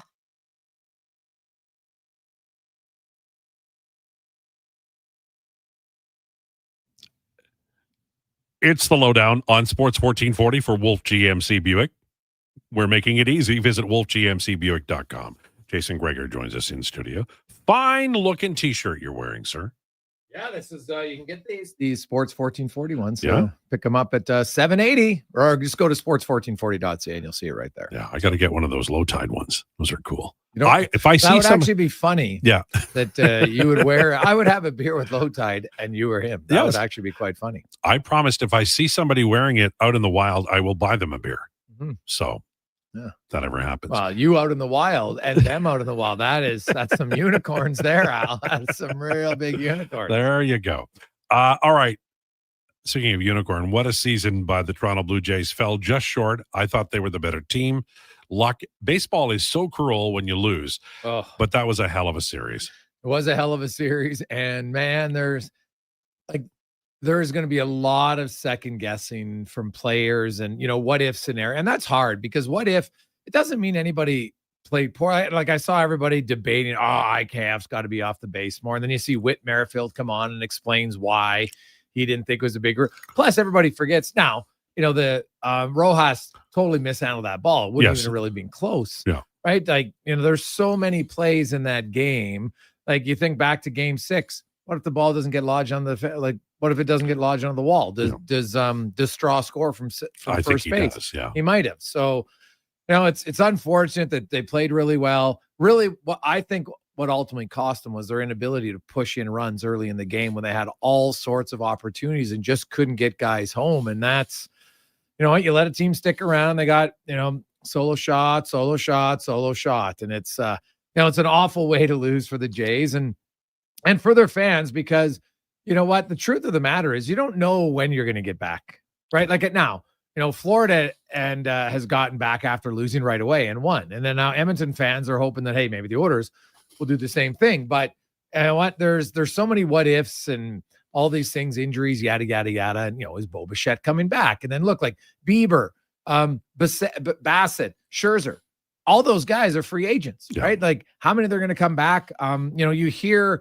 how great the locker room was and how close, tight knit they were. And I'm like, okay, well, now we'll see if they're really that, because, you look at Edmonton and some guys like, hey, you know what? I'll stay here for $1 million less than I could have elsewhere. And so I don't know. We'll see. Like, Mad Max wants to play again. He's 42, but he's 42. Like, how much can you really pay him realistically as a 42-year-old? I know he looked great, but it kind of goes to the Corey Perry scenario, right? Yeah. But it was unfortunate. We were at a birthday party and where they booked it many, moons ago, and at a restaurant that didn't have TVs. And so one of our buddies had to wheel in a TV to ensure that, because I was like, dude, if they don't have a TV, I don't think I'm coming till later. like I'm sorry.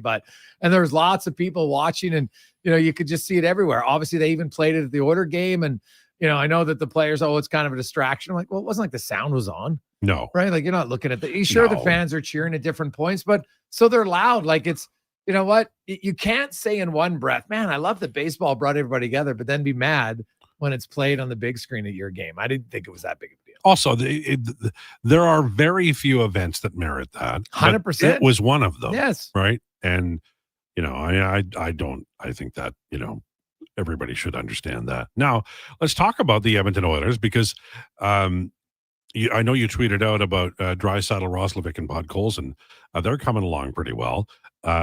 Mangiapane struggling a little bit on the McDavid line. With Hyman coming back, the next move is Howard to the minors, right? Like that would be the logical move. I would think so, or maybe it's Tomasic. I guess we'll kind of have to see in that regard, but it's going to be one or the other, right? I have to think, right? So, and Janmark comes back soon, do you think? He's like, I don't know, man. It's kind of annoying with the injuries, but I would say this in regards to Janmark. Like I heard Regula was going to be coming back, and he still isn't back yet. Yeah. Right. So, you know what? I would think that maybe by the time they go on that long road trip, which is still another, because what, they're gone and then they're off for 3 days and they play Saturday, Monday, then they leave. So yeah, that's like next Tuesday. Do I think two of the three will be back? Probably. Yeah. And then that long road trip, I think, is going to define really not necessarily the first half, but the first 3 months of the year, because it's a long road trip. It's brutal. And the November schedule is pretty, like they're busy.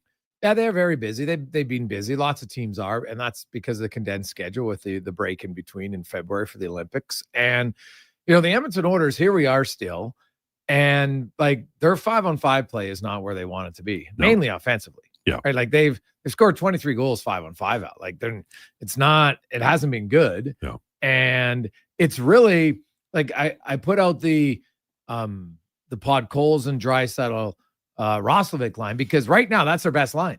Like make no mistake about it. When people outline the Oilers lines, Draisaitl's their number one center right now at 5-on-5, because Connor McDavid has 4 points 5-on-5. 4 through now. I know it's early. Well, it's early. It's 13 games into it's early. Or to me, early is like 10 or under. Anything after that, you're like, hey, you look at like his lowest points per game, Alan, his career at 5-on-5 was 2.62.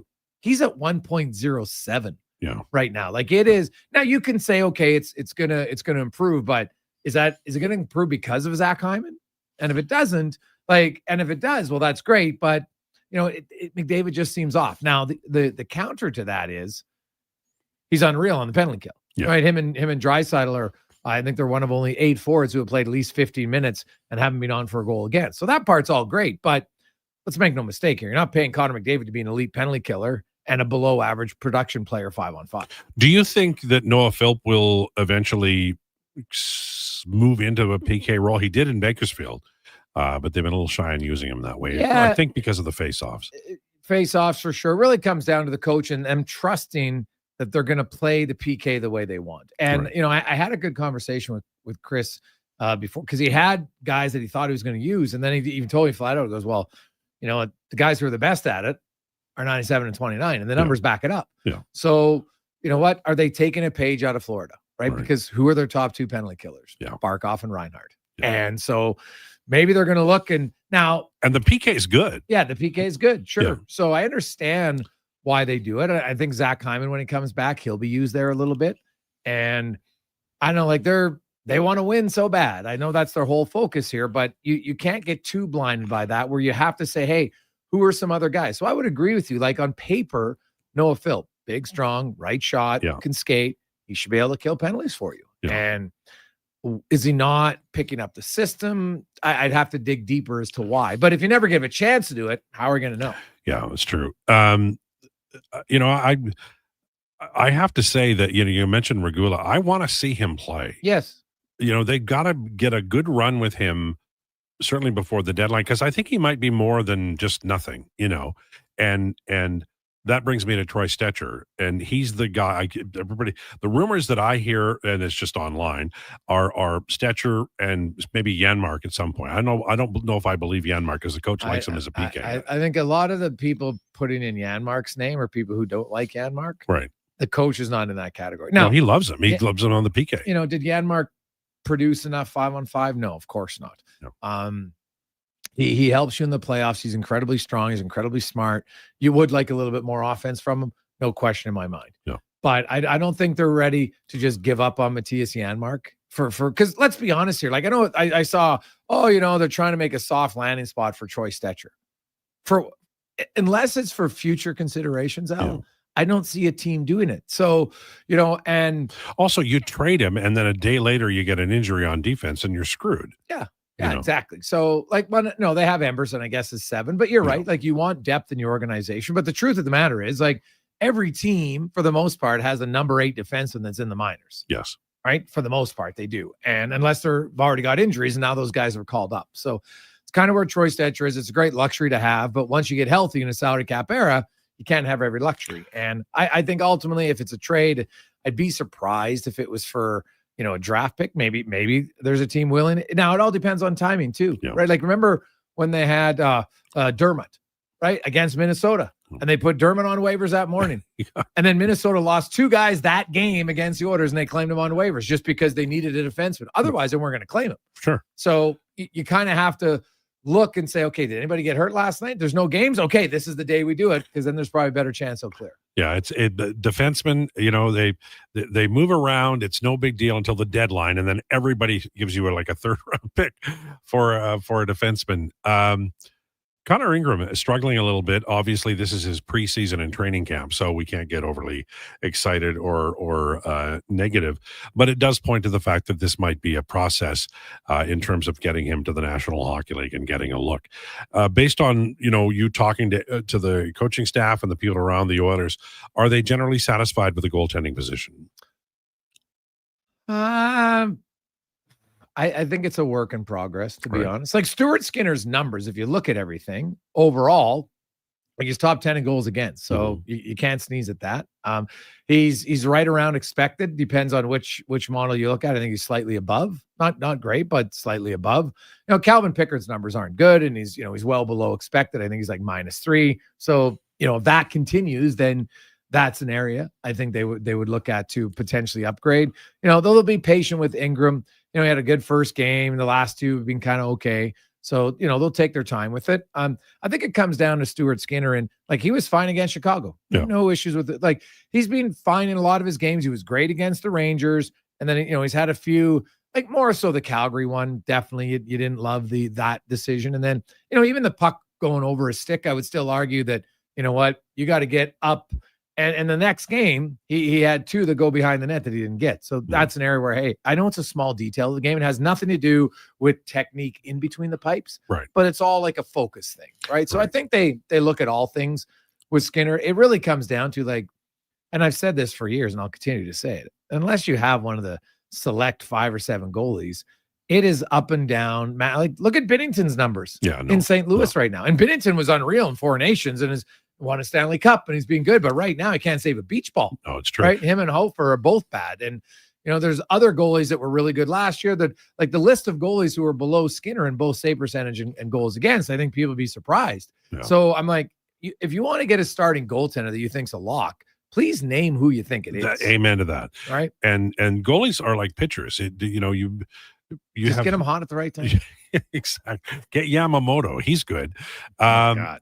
So I did want to talk a little bit about the CFL playoffs. The 2 really good games. Oh, high scoring! I love it. Oh man, and I thought, and I was cheering for Calgary for Declan's case because he feels like it'd be an easier out to get by Calgary than it will be to get by BC for his Saskatchewan Roughriders. But that was a great game. Oh, well, I'll give Calgary credit. I thought they were going to get waxed in that game. And even Winnipeg was down 25-6 at the half, and it had all the makings of a blowout.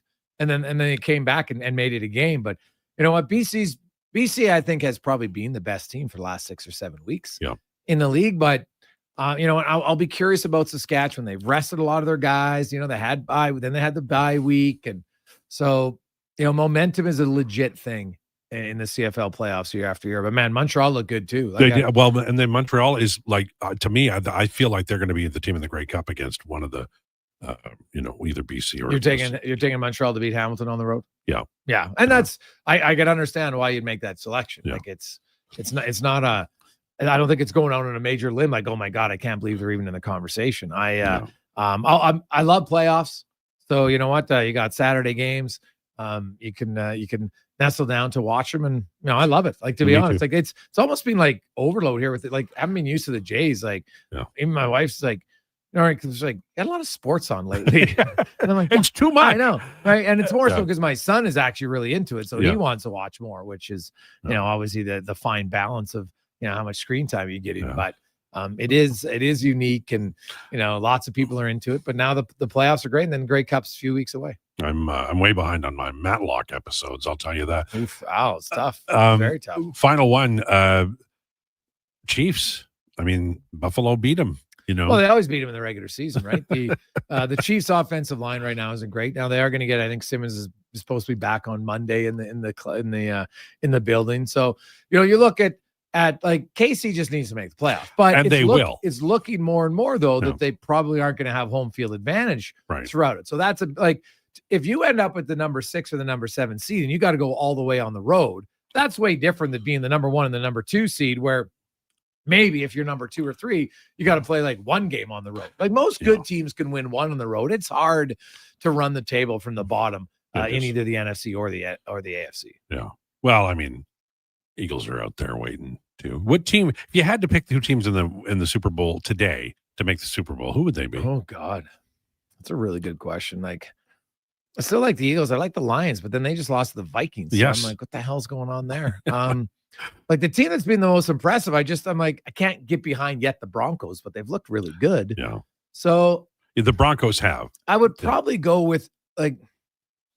Well, I guess until you beat the Chiefs, I probably got to stick with the Chiefs. But I will say for something about the Bills this year, man. I don't know why, but like the Bills, I just think that they're all the pain. Yeah.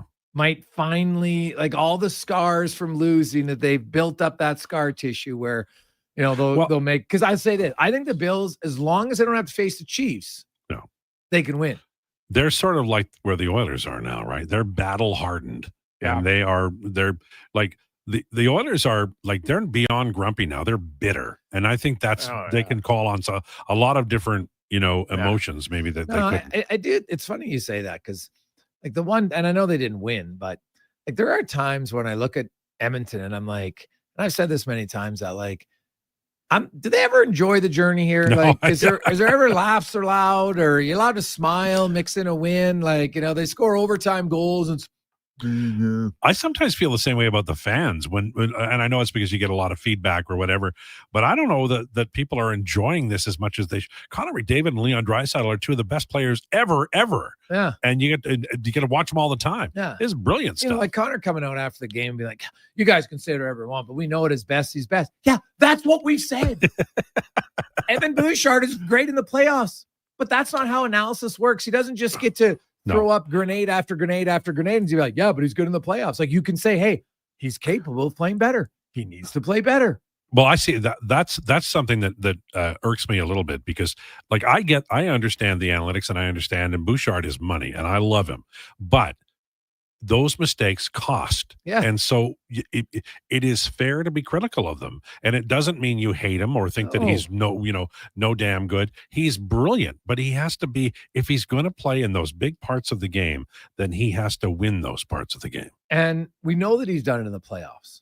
But to go to greatness, it's not just about 20 games. No. Right? It's about the year-long process. And it's about, hey, maybe now the lucky thing is that Vegas hasn't played great either. No. Like, the Anaheim Ducks Can right you believe now that? are leading the division, which is good for them. Would I be worried about the Ducks? No, but they're an up-and-coming team. They got lots of pieces going in the right direction.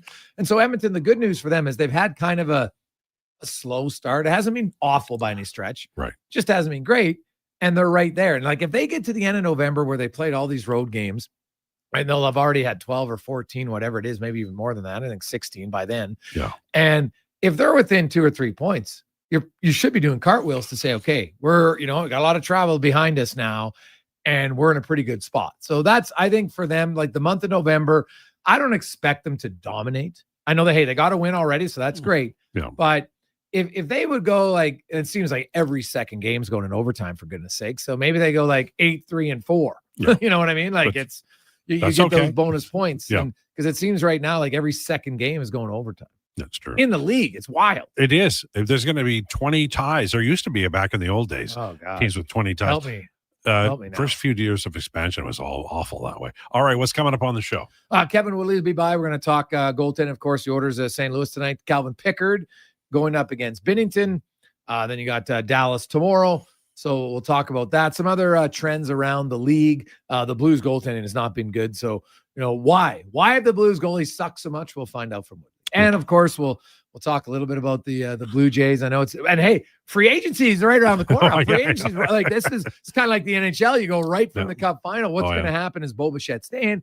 Is he going? All the other guys I mentioned as the pitchers and more. But it was You need some mourning, I think, from that loss for Jays fans. That was a tough loss. Oh yeah. No, it'll be. I still remember Rick Monday. It still hurts, and that was 1981. Yeah. So it takes some time. All right, thanks. And that Jason. wasn't even the World Series. No, it wasn't. All right, thanks, Jason. Thanks, Al. On the way, Declanations Lowdown with Lowetide on Sports 1440 and YouTube. Seriously, another door knocker? I really want to go solar, but these high pressure tactics are exhausting. And their prices are unbelievable. Before we do anything,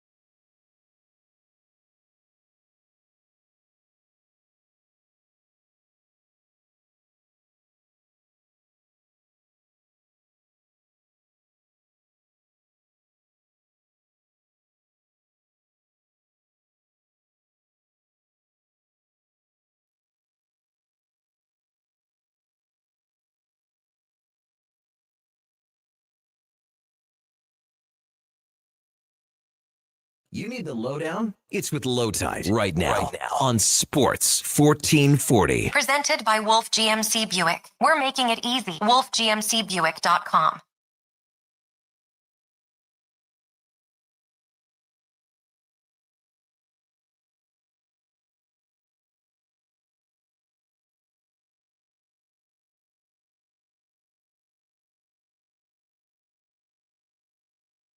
Down with Lowetide on Sports 1440, brought to you by Wolf GMC Buick. We're making it easy. WolfGMCBuick.com. Are you done your drink? Are you ready to go?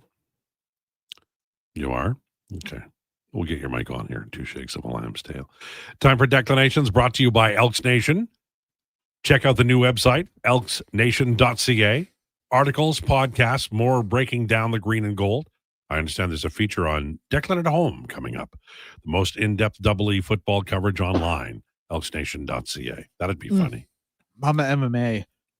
Quite the story coming out of the MMA world. Quite the set of stories. Scandalous. Actually. Scandalous story. So the card this past weekend, Garcia versus Nama, kind of a nothing card. 2 featherweights. I don't even know if they might have found themselves into the back end of the top 15. Steve Garcia is ranked number 12. David Onama ranked number 13. Steve Garcia won it by first round knockout. Kind of a nothing card. But what was really interesting about this is that there was a fight on the main card between Yadir Del Valle and Isaac Delgarian.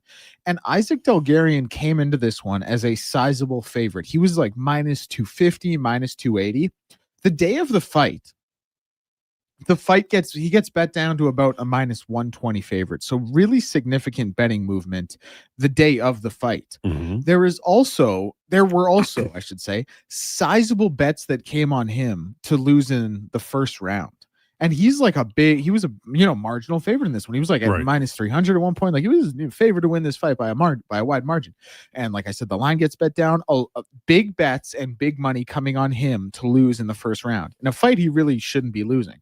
So that's kind of raising the eyes of the sports books and stuff like that. And what I had heard was that the word got to the UFC from the feds. They were like, "Hey, you got to pull this fight. Like this line movement is so strange that a fix has to be in. Like you can't let this fight go on.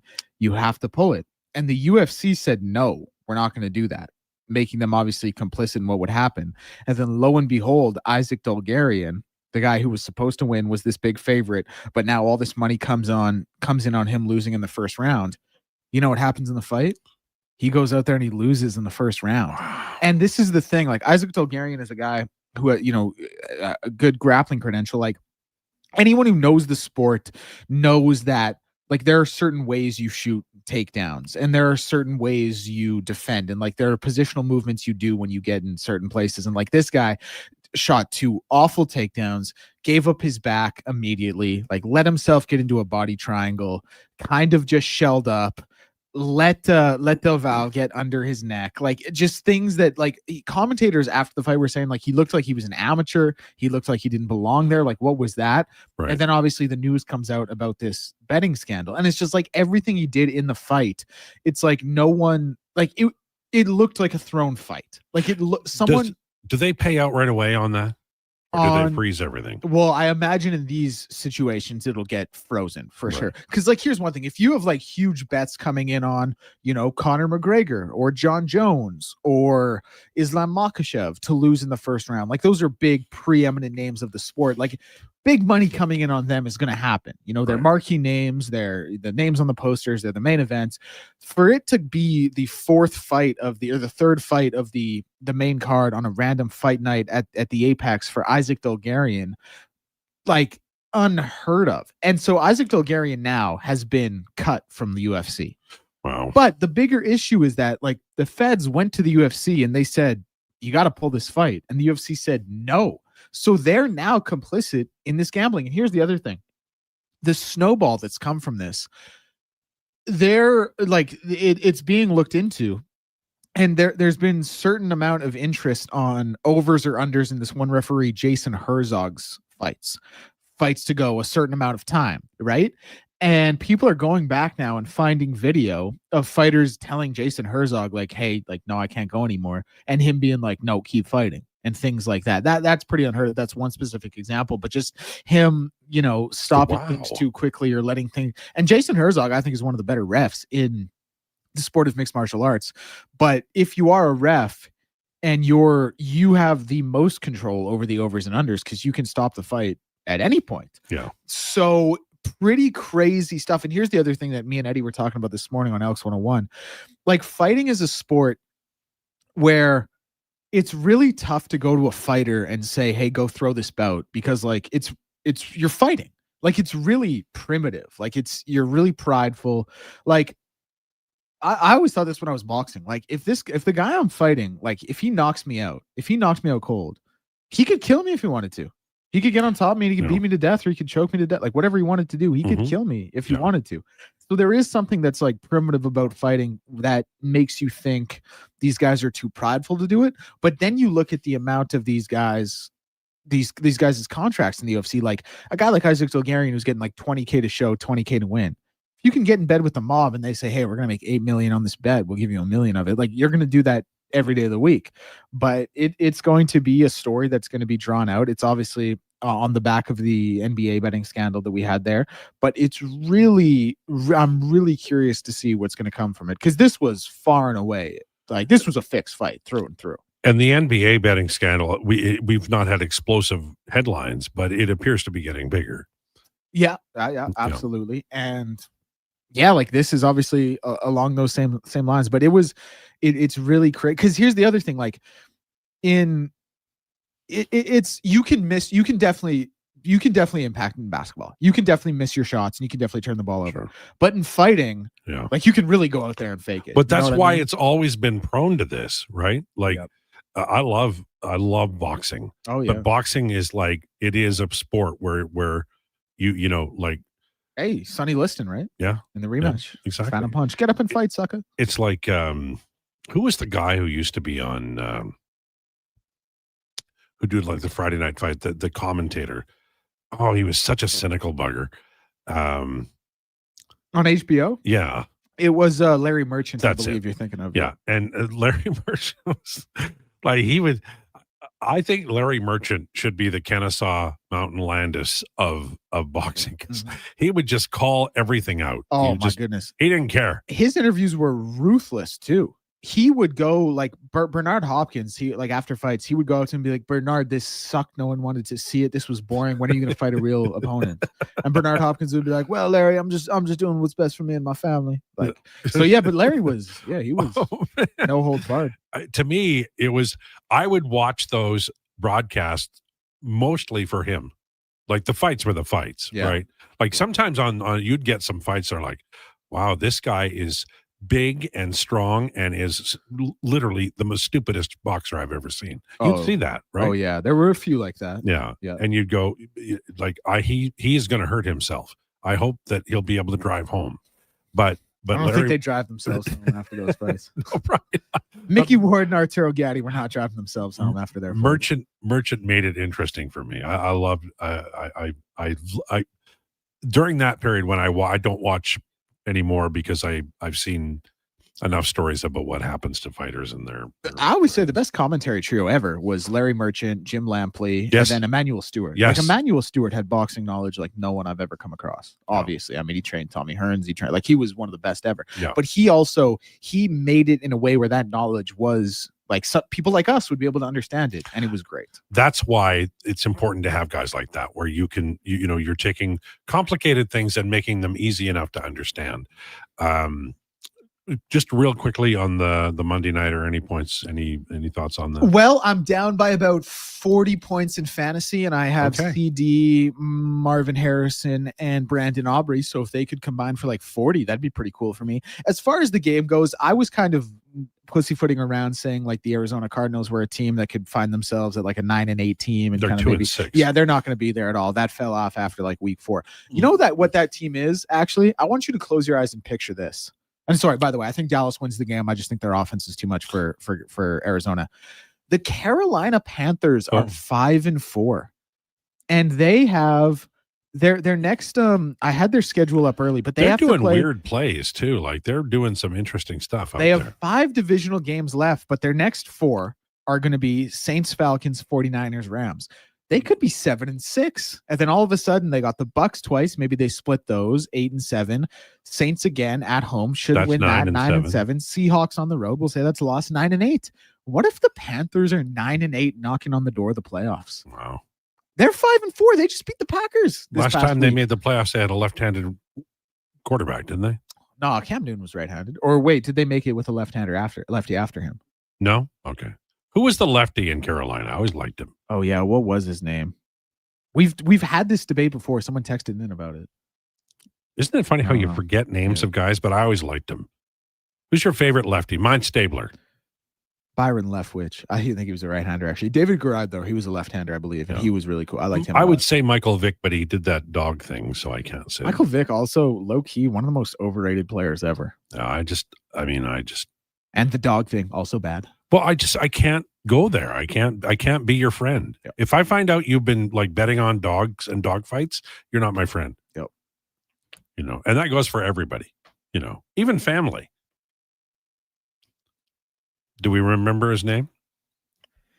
All right. So, Deck, you're going to have to help me out with this, but pre-Cam Newton, there's Jake Delhomme. Yep. He was a righty. He was a righty. All right. So what about, hold on. Isn't it Vinny Testaverde? No. David Carr? No. Matt Moore? No. Steve Burline? Burline. There we go. Not him. Kerry Collins. What am I picked in the wrong team here? The Carolina Panthers. left-handed starting quarterback for the. No, he was a righty. No, Kerry Collins. Kerry Collins was on the. I was can on the see the Panthers. guy. I can see the guy throwing the ball, and I can't remember Matt his name. Moore. No. All right. It was a strange name. Hendon Hooker.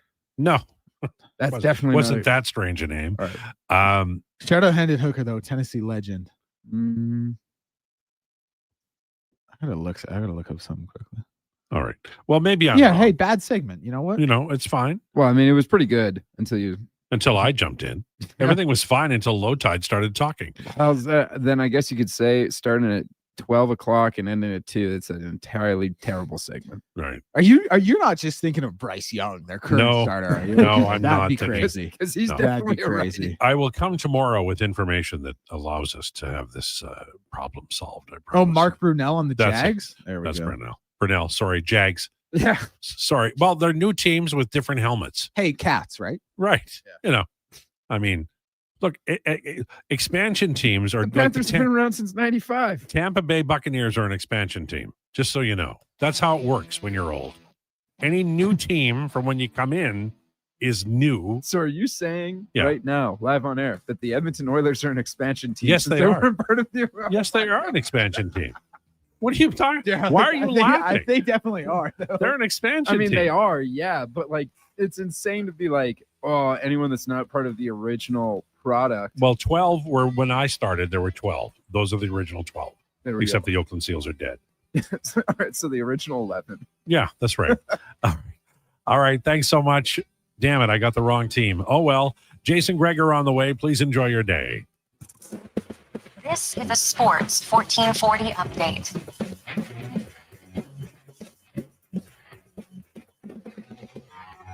Brought to you by Loca Quality Market. Your fridge just got an upgrade. Over 200 chef-prepared gourmet meals waiting at Loca Quality Market. Shop local at loca.ca. Oilers on the road tonight as they head to St. Louis to take on the Blues. Puck drop at 6:30 with pregame coverage with Andrew Walker at 5:30. 3 other games in the NHL, with the Leafs hosting the Penguins. Canucks face off against the Predators. And wrapping things up, the Blackhawks look to get a win over the Kraken. 9 games on the hardwood tonight, including the Bucks going head-to-head with the Pacers, the Mavs and Rockets facing off, the Lakers head to Portland, and the Heat back to LA to take on the Clippers. Wrapping things up in Week 9 of the NFL tonight as the Cardinals head to Dallas to take on the Cowboys. Kickoff at 6:15. And off the field, the Eagles have traded for outside linebacker Jalen Phillips from the Miami Dolphins for a 2026 third-round draft pick. Coming up next on Sports 1440, it's the Jason Krueger Show here on Sports 1440. And this has been your Sports 1440 update.